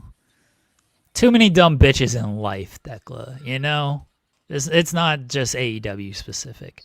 Just too many dumb bitches in life. Just too many dumb bitches. Too many dumb bitches. The best. Tekla, that's a 10. That's a 10 on the mic. Yeah. She's much better on there's only one person who's on par or better than Tekla on the mic as far as female talent from AEW, and she's gonna be out for the rest of the year, it seems like. Timeless Toni Storm. So it's Tekla. Tekla's number one right now with a bullet. Yeah. All right, I was reading something. Was there anything else? There was the Andrade and how you know? Yeah. How you know? Try to MJF, just how you know. I did find it weird that Don Callis is like, you got to go get your title back. He's like, don't you have other people in your group who you should be He vouching literally for? just said that to to Andrade. He's like, oh, you want the AEW World Championship, so you don't need to fight him. He's not the champion. And, we all think that you having the title, that's best for everybody. It's like, you literally just said that you wanted him to win the title. What are you talking about, Don? And yeah, the Swerve making a reappearance for the first time in a month, in the vignette with Bandito at Bandito's Western Ranch. He was busting people open, beating them up. He had blood on his hands, and then he found the bounty on Bandito, Most Wanted, and he set it on fire. So it looks like we're getting Swerve and Bandito at Double or Nothing. Yeah. We did have a super chat about that. Other Mikey V said the Swerve vignette was godly and no AI in sight. I think he's kind of a coward for not burning down the entire town. He just burned the wanted poster. Like, I would have preferred if he just burnt down the entire town. And then Bandito has to go back there and, like, it's all just burnt down. Then he drops to his knees. He's like, what has happened to my town? And then it's a Western movie from there. Maybe we get like a second part where Bandito's like seeing all the carnage that Swerve did, and then we hear the da-da-da-da-da, wow wow wow, da-da-da-da-da, wow wow wow, and they start coming up to each other. Most wanted, most dangerous, and then you see the Double or Nothing symbol. And that's how they set up the matchup. No in-ring segment, no challenge. They all do it through vignettes. Why is Swerve going after Bandito? He wants the ROH title, clearly. Like, duh. Why else would he be going after Bandito? No, he wants the bounty. He wants the bounty on Bandito's head. He wants money. Is there a bounty? Is there a real bounty on? He's the most wanted. Yeah, but who's putting this bounty on him? You gotta find out. Oh, okay. a person who wants the ROH World Championship. That's who. I mean, I hope Bandito loses the ROH World title in his last match, because we all know who he's facing for the ROH World title in his next match, and that would be a huge victory lap for this show if Bandito loses the ROH World title in his next match. I'm vanilla, baby. I don't see that happening. That's why are you a hater, SP3? If I'm Brian Keith, I'm figuring out a way to actually be a serviceable bounty hunter, because he ain't done no good bounty hunting for years now. Name me the last bounty Brian Keith has collected. It was someone who wants the ROH World Championship, or maybe it's Brian Keith who put the bounty on him. Instead of a bounty hunter, he's a bounty maker. Okay. I'd much rather that, because he ain't a good bounty hunter. He's just not. Collecting no bounties out here. He's paid in full now. He's good. Yeah. He doesn't need to do bounty. He doesn't need to hunting. hunt any bounties. Yeah, he's just he's paid in full. Yeah. Chris Jericho got beat up by the Demand again. Because he's the guy who gets beat up by the Demand every week. Yeah. Buy the t-shirt. No. I refuse. That t-shirt looks horrible. Yeah, it's so long. Like, who is wearing this? No one in their right mind will buy this. He thinks that it's so funny, but it's not. Like, who is wearing this? It doesn't make any sense to have this thing. What were you saying? What is this leading to? What are we doing? Chris Jericho actually beating the Demand and then moving on, I assume. We're doing a Jericho and Ricochet rematch at Double or Nothing, please. Yeah, just move on after that, please. And then he's gonna have a shirt that says Jericho, I beat the Demand, and then you can buy that shirt. That's the only thing I can think of. Like, I have no idea what else they're doing with this. Was that all from Dynamite? Did we miss anything? The double Jeopardy matchup for next week: Dax Harwood and Orange Cassidy. With the win, if Dax wins, the FDR get a shot at the AEW World Trio Championships, where they revealed their tag team partner will be Tommaso Ciampa, who they're undefeated with in trios action. And the last time they teamed together, he put Mark Briscoe on the shelf. And then if Orange Cassidy wins, the conglomeration get a shot at the World Tag Team titles. So that's next week on AEW Dynamite and Collision. It's going to be a 3-hour special. I know. I said the same thing. I was like, oh, man. I was like, at least spread out the wealth this time. Don't treat it like it's the first hour of Collision and we end the show with like Chris Jericho versus Toa Leona is the main event of an episode of Dynamite and Collision. Just call it a 3-hour Dynamite special. I love when they do those main events that no one could possibly care about on Collision, the 3-hour collisions. It's like, yeah, I'm glad I stuck around for this. Like, why did I stick around for this? Hello, Sean. Hey, Sean. Hello. I wanted to address the Anna Jay thing. Obviously, I've reached out to her directly, but that information came from her reps last year, like people that were talking about negotiating her deal.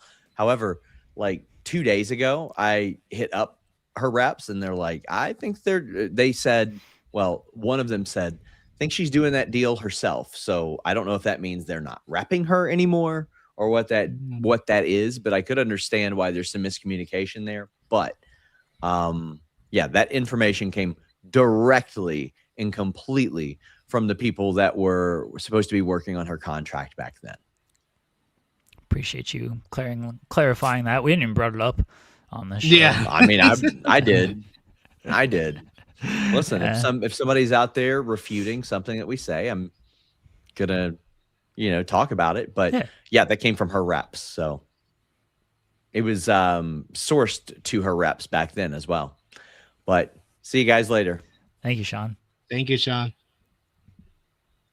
So what? Anna Jay saying that she's with AEW again? I saw Anna Jay's tweet. I did see Anna Jay's tweets, but I'll go ahead and set this up now that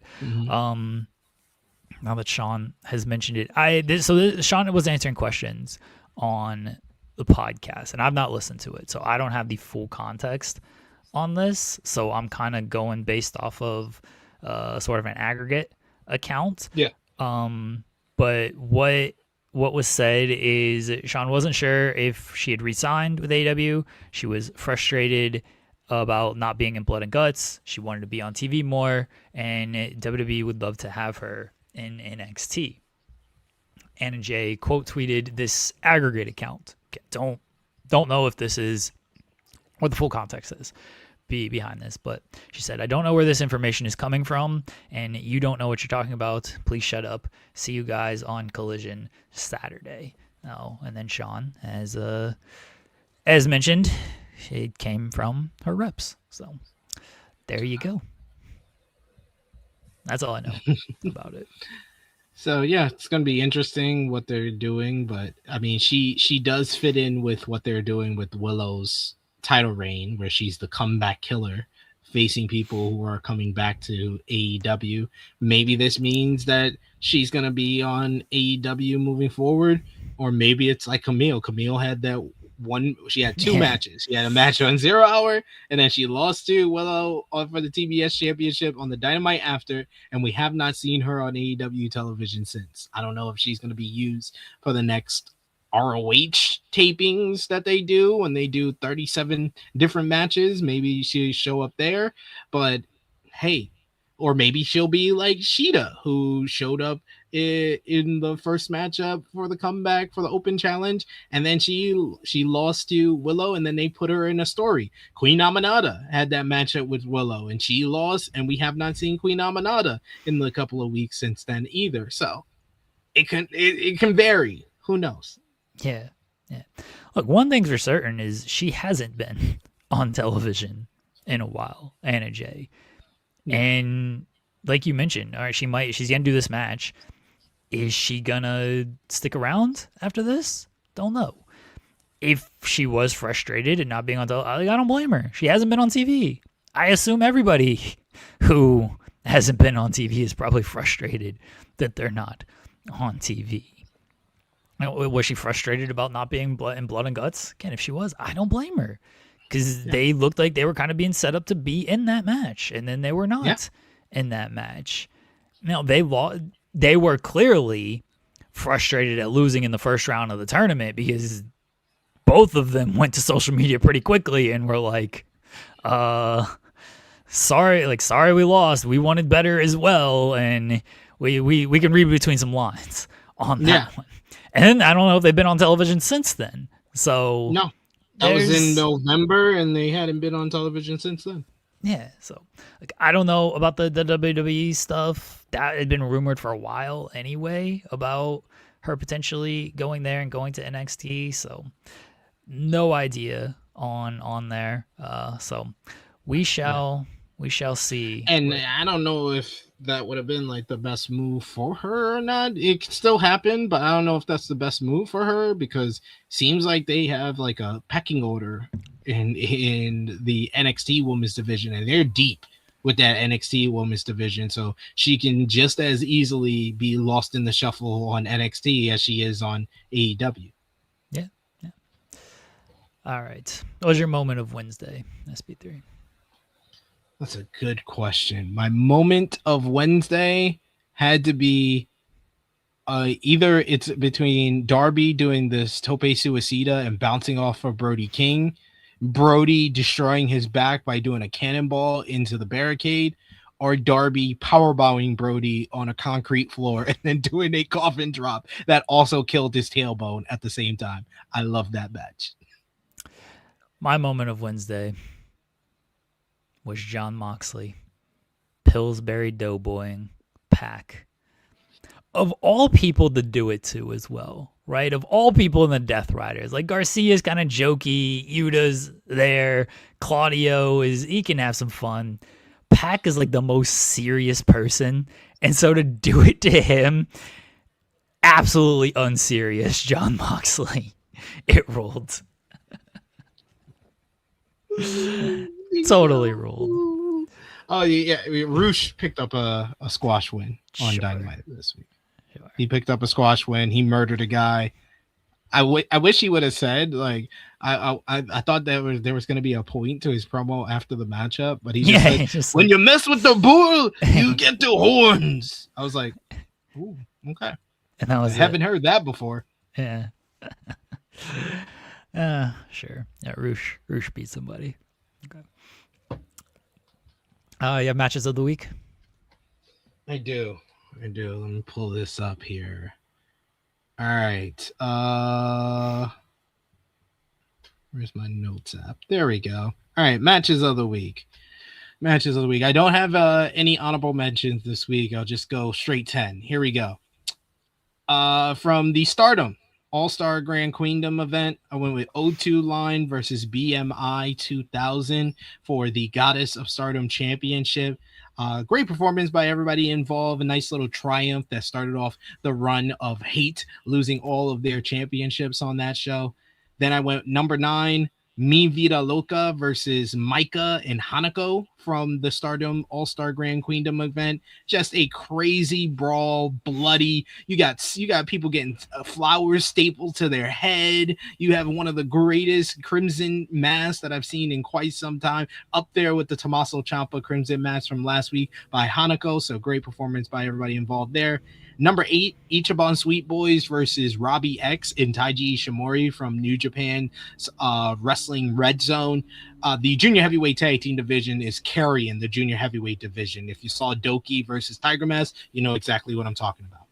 The Dogs and the Death Riders versus the Bucks and the Rascals from Collision. Just an awesome, just nonstop action spot fest in the best way possible. And the Bucks have been on a killer streak, whether it's pay-per-view or TV. They are proven to be up there with the Knockout Brothers as the best tag team in pro wrestling today. This one, number 6, is one that happened a couple of weeks ago, but I just saw it this week from the West Coast Pro, West Coast versus the World event. Chris Hero versus Senka.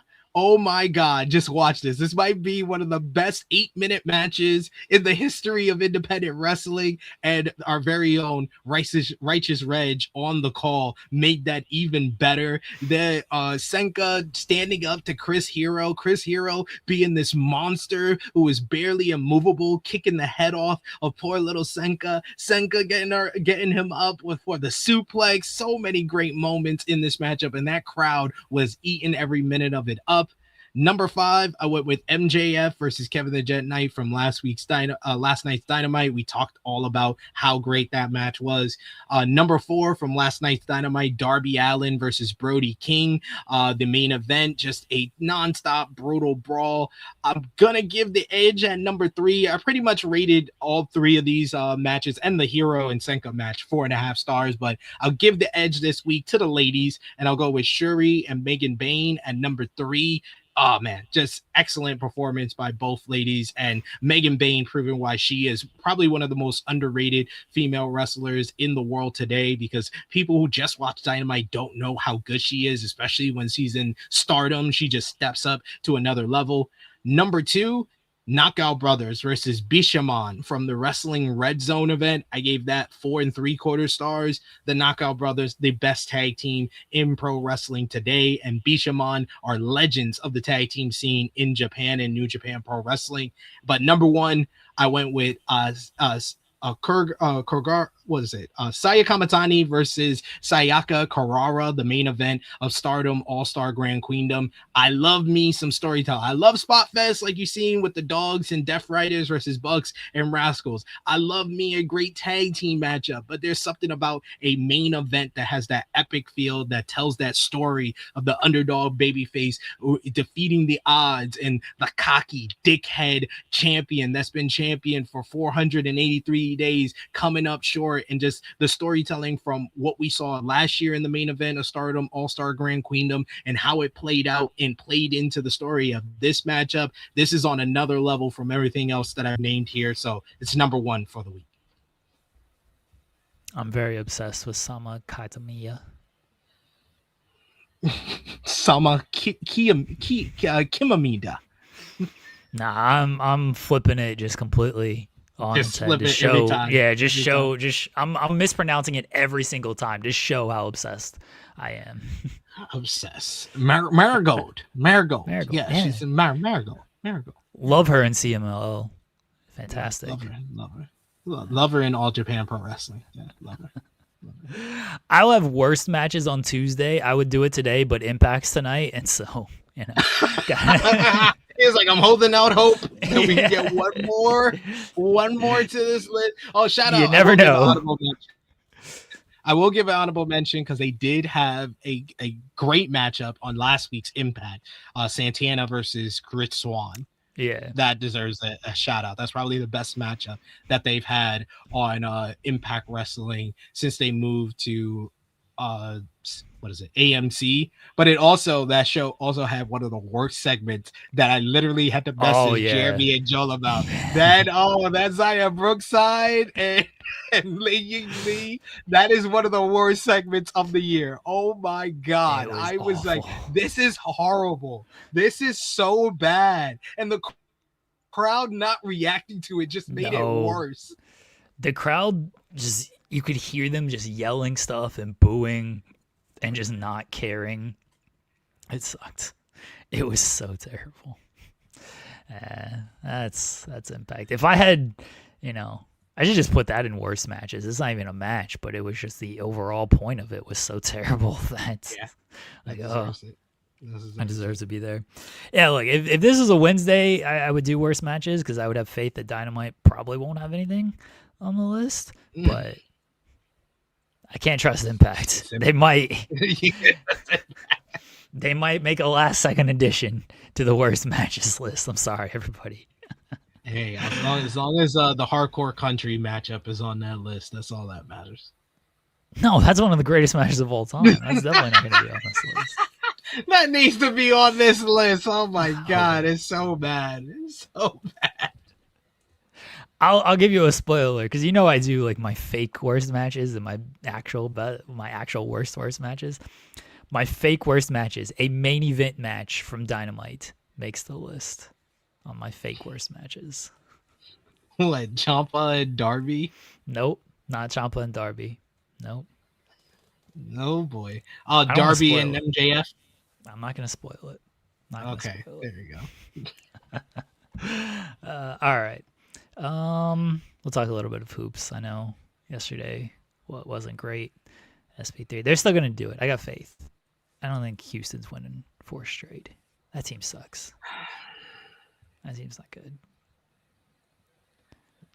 Lakers couldn't make a freaking 3-point shot if they were open in front of the basket. Like it was so bad just watching the last couple of minutes of that game and just missing 3-point shot. We had the game at hand. Like we had a 3. It was down by 3. If LeBron or Austin Reeves make one of those threes, we'd be talking a little different. I could have had a sermon to start the show. So yeah, it's looking kind of scary out here. Like I wouldn't be surprised if we get smacked in game 6. I'm gonna hold out hope that we could win in game 7, but man, I thought we were. I said the other day we were playing with house money after we were up by 2, and then we're giving away the money. We're giving away the money now. Like we got no KD on the floor. Like what's going on? LeBron played well, but Austin Reeves, he was not the same. 4 of 16 from the field. I'm gonna give him. I'm not gonna go too much on him because he's just coming back from a long layoff and an injury. So hopefully he could play more like himself on the next game in Houston. But this was rough.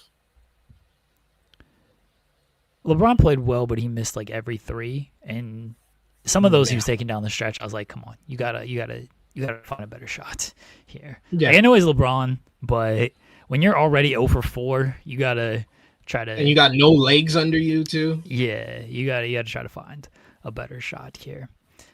Reeves definitely looked like he was playing his first game in nearly a month.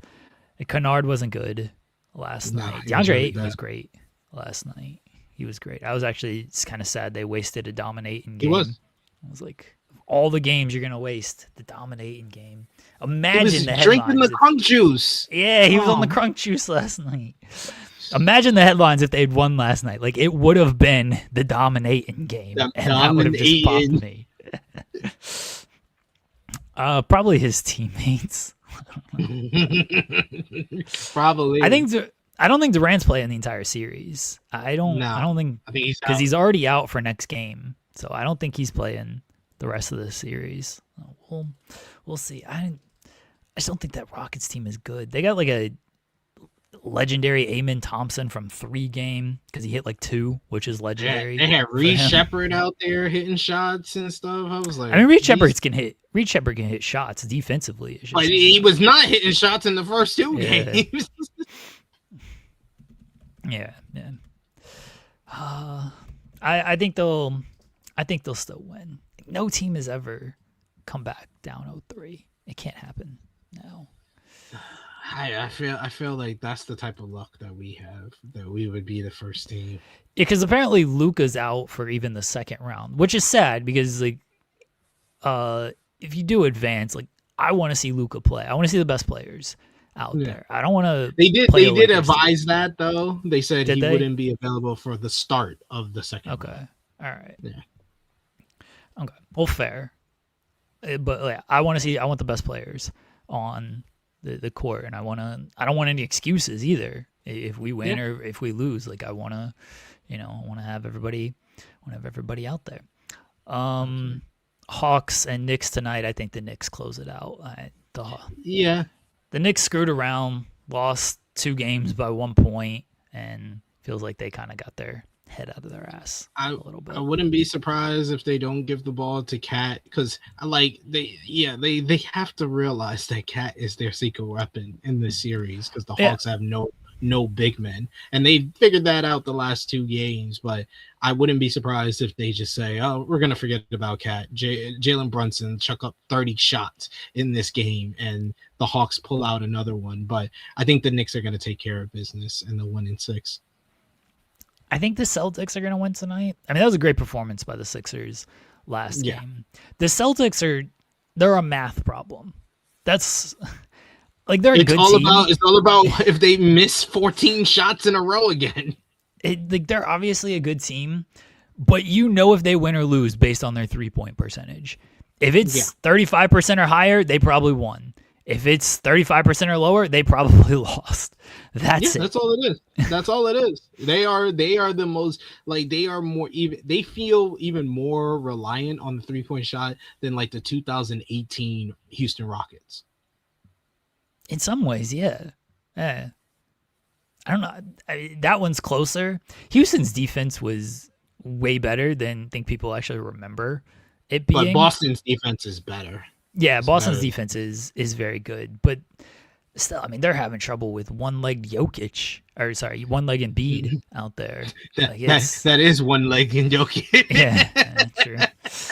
Hey, it's they haven't been super impressive, but they do this every playoffs though.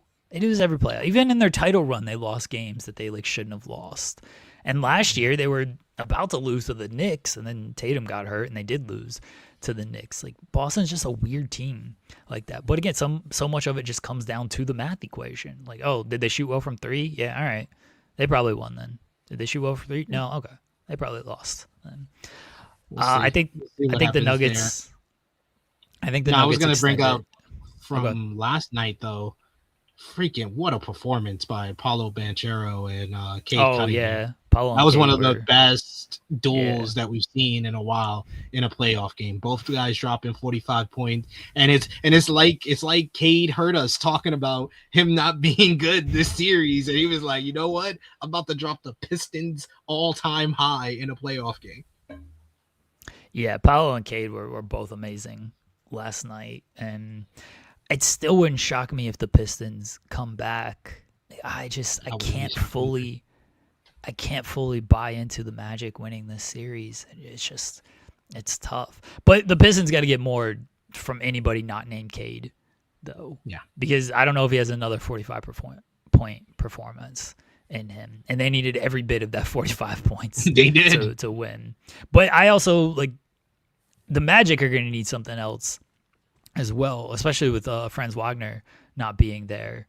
So they got it. Desmond Bane has got to play as well as he did in games 3 and 4 and game 6. Back in Orlando, they haven't lost in Orlando, so exactly. We'll see. Yeah. Do you think the Nuggets? You think the Nuggets extend it? Yes. I think that this has been a very much a first round dictated by injuries for these series that are still going on, that look like one team was in the lead or one team had control of the series. The injuries on the team that's been in the lead has kind of dictate this series getting extended. I think that's been a key to the Lakers with the Houston Rockets coming back into that series, and I think that the Nuggets are going to force a game 7 against the Minnesota Timberwolves. Yeah, Bones Highland and Io Dusamal are listed as questionable for tonight's game. And yeah, that's like if they don't have one of them, that's gonna be tough. Especially if they don't have Io. Like he was the reason they won Game 4. Game 4. Yeah, he wasn't good in Game 5, but he was the reason they won Game 4. Bones is hit and miss. He hasn't been like great this series. He was barely playing to start the series. So he's.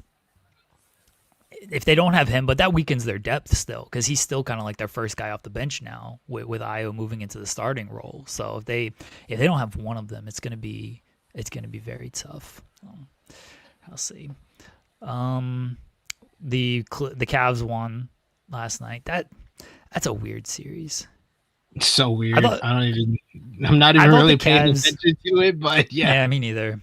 I'm telling you, if it's Raptors and Magic, they're putting that game on NBA TV. NBA TV series. Yeah, they ain't putting that thing on anything legit. We'll see.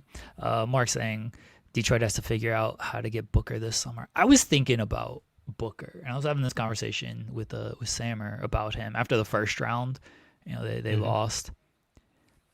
Is there another like alleged superstar that has kind of ducked as much criticism over the past few years as Devin Booker? This dude was in the finals a few years ago, and he's still young. It's not like he's an older player or anything. He was in the finals. They returned the same team. They lost. They went out and got Kevin Durant. They continued to lose. Durant got all the blame, which, I mean, fair. Fair, yeah. But like, no one thinks of Booker as like, oh, he's like failing or uplifting. He's always been like number 2 to a bigger star, like Chris Paul, Kevin Durant. I think that this is the first year in a while where he's been the number 1 guy, and they were able to overachieve in the regular season, and they made it to the playoffs this year, when not a lot of people were calling for them to be in the playoffs this year. So I think that the reason why he doesn't get a lot of flack or anything like that is because when he is the number 1 guy, he's kind of overachieving by just making it to the playoffs. It feels like he's in like a good spot of, I know I'm good, but my team isn't great, and so I don't have to bear any responsibility for any of this stuff. Basically. No, it's not Steph. Steph gets plenty of criticism, and Steph has been hurt. Yeah, he does. But yeah, Steph, I will say Steph doesn't get full-on criticism, but it's mainly because he is hurt. Because when he plays, everyone's like, oh, because he's a 4-time NBA champion, like that also helps. But people do point to like the Warriors front office is terrible, which fair. Draymond he doesn't have any help. Like Steph does duck some criticism, but yeah, he's also a 4-time champion. I don't think it's ducking criticism. I think that he doesn't get criticized as much as the haters might want him to be criticized, but he also doesn't deserve much criticism because he's the greatest player in the franchise history, and the franchise has been poorly constructed over the last couple of years. They were good this year before he got hurt, and then Butler got hurt. Like, I don't know if they were going anywhere in the playoffs, but they were in the playoff mix with everybody, and certainly weren't as bad as a 10th seed where they ended up. Yeah, it's definitely not Steph compared to somebody like Booker out there. Yeah. I think even the guy like Donovan Mitchell ducks a lot of criticism, and now he's got James Harden to take all that off of him. Like if they don't win this series, which I think that's they a better argument, for Donovan Mitchell. I think they will win this series, but if they don't, it's gotta ask some questions with things. Anything else hoops wise? I think that's everything for the series. San Antonio advanced, so congratulations to them. Now they're waiting on the winner of the Nuggets and Timberwolves, where they look good. And apparently, I think it was Wemby got silenced when he was complaining about the whole concussion protocol. Yeah, that was weird. Yeah, that was. I don't know what his gripes were. did he have a concussion? Because he made it seem like he kind of didn't have a concussion. I don't know. It was strange. I mean, he only missed one game, and look, even without a concussion, we all saw him fall. We all saw him get knocked out in that way. He probably should have missed that game anyway, just as a precautionary measure. And then he came back next game and he's looked great in his return. I mean, he traveled with the team. If anything, like, it felt like they were too lenient on things by just letting him play, only missing one game. But yeah, he had something with it, and he said ask after the season is over. So hopefully somebody asks after the season's over. We shall see. To answer Money Mark, does Steve Kerr return next season? What I was told and what I saw, he was already saying his goodbyes to Steph and Draymond. He's out of there. He's not. It's not going to be a case of, oh, they didn't re-sign him or don't want to bring him back. He's probably going to choose to retire. It definitely looked like he was saying his goodbyes on the court. I know we met with ownership, I guess, yesterday, and they're still having conversations. Here's what this boils down to. Kerr wants kind of more control when it comes to roster and personnel and things like that. And I don't know if GM ownership wants to give him all of that, because I don't think they think he's long for the team after Steph is gone. And Kerr's kind of said as much, is he doesn't know if he's long for the team after Steph is gone. He's also said, like, he doesn't just want to leave Steph. So it's a tough balance of, like, why are we going to give you this kind of control when we're going to go, like, they should kind of be going all in to help Steph in his final years and stuff. But why are we going to give you this much control, potentially nuke our entire future, and then you're out after 2 years, and now we're stuck with this mess that you potentially created? So it's a tough balance there. I think he'll be back. I think he goes out when Steph goes out. I think he'll see things through with Steph. I can see that as well. I can also see Golden State not wanting to give him any control, and he just chooses to retire and then comes back a few years later to coach the Lakers or something. Yeah, because I don't know if he's going to come back to coach the Lakers. No, he's not going to coach the Lakers. JJ's going to be here for a while. But yeah, he's gonna probably coach a big market after leaving Golden State.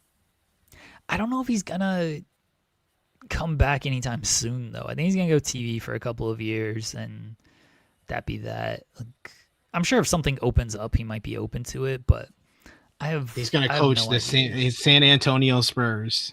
I mean, they're not gonna fire their coach if they continue down this path. Like, no, they're definitely not. But if they don't win a championship in the next 3-4 years, I could see them letting Mitch Johnson go.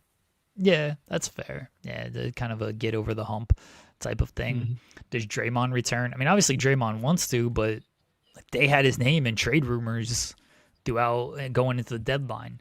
I don't think that Draymond gets dealt for like pennies or anything, because the talks were it was going to be, he was going to be part of the Giannis trade. And obviously, if you can get Giannis, you trade Draymond. Like, you kind of have to. Loyalty kind of be damned at that point. But obviously Draymond wants to. We shall see if, that ends up happening or not. Yep. But yeah. All right. Anything else, SP3? That is all for me. All right. Let everybody know where they can find you at. Follow me on the Twitter machine at TrueHillSP3. I will be live in about 45 minutes with Jimmy Macaram for AE Ramble, reviewing last night's AEW Dynamite. As you heard me throughout this show today, I enjoyed Dynamite, which means that Jimmy probably hated it. But he has liked Dynamite the last 2 weeks, so who knows? You never know. That's why you got to tune in 1:05 p.m. Eastern time for AE Ramble. Tomorrow, got the Daredevil Born Again review on True Hill Heat Sports and Entertainment with Corey Brennan at 1:05 p.m. Eastern time. Got the True Hill Heat flagship podcast on Saturday, 10:05 a.m. Eastern time. Myself, Miss Chrissy Love, and John Escudero of Dirt Sheet Radio. So join us for that as well. And of course, I'll be back here next week, next Tuesday, to talk about some Monday Night Raw, and hopefully y'all get a sermon then. Hopefully. Y'all please get a sermon then. And as far as Evil being on NXT, God bless you. Thank you, NXT, for taking Evil away from my New Japan. That's why New Japan is the best promotion in the world now, that it doesn't have Evil. How dare you? On it. How dare you? Or should I say Nox Raijin? God, I hope that's not his name. Nox Raijin. Nox Raijin. Nox Raijin. Nox Raijin. Nox Raijin. And I also was very happy to see he's big. He's bad. He'll body slam your dad. Will Cruz. Will Cruz. John Cena was happy to see him too. Which group would you rather join? The Ops with 61%, the Death Riders with 39%.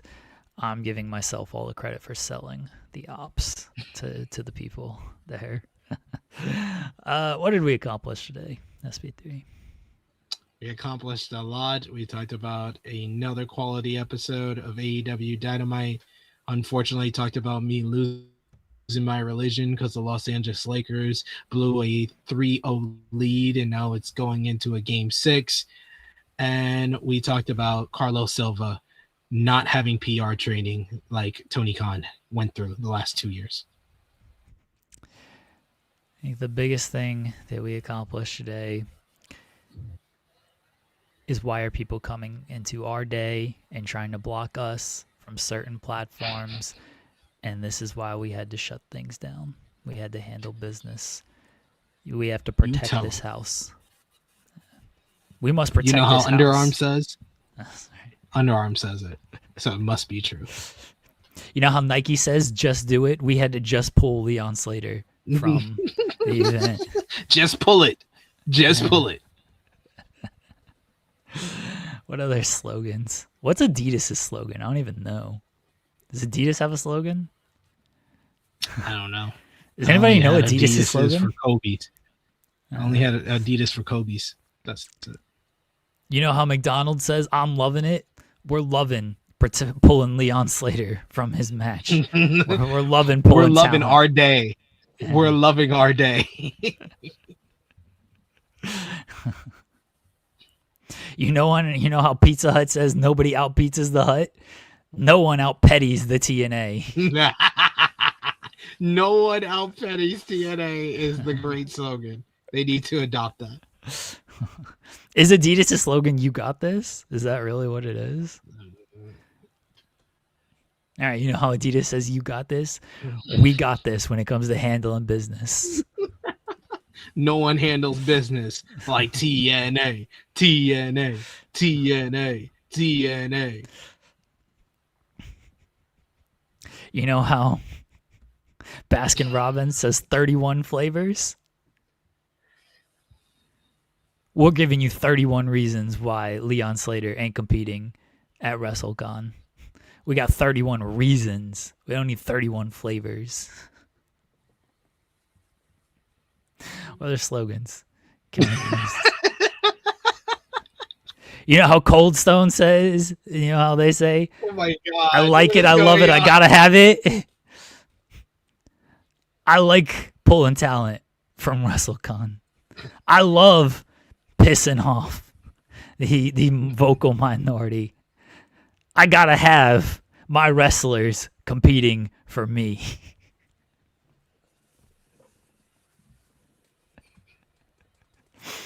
You know how Burger King says we're home of the Whopper? Oh my God. We're home of Thursday nights, and don't come into our house. We must protect it.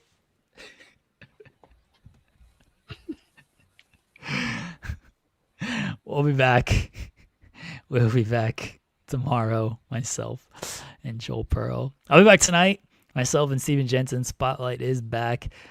He's got to brag about a Cody victory. That's unfortunate. Cole Radrick's going to join us tonight as well. That'll be fun. It'll be good to catch up with our pal Cole. Appreciate you, as always, SP3. Thank you, everybody, for all the love, all the super chats, all the support, all that fun stuff and everything. Guys, We'll talk to y'all later on tomorrow, tonight, whenever. Everyone enjoy your Thursday. Bye, everybody.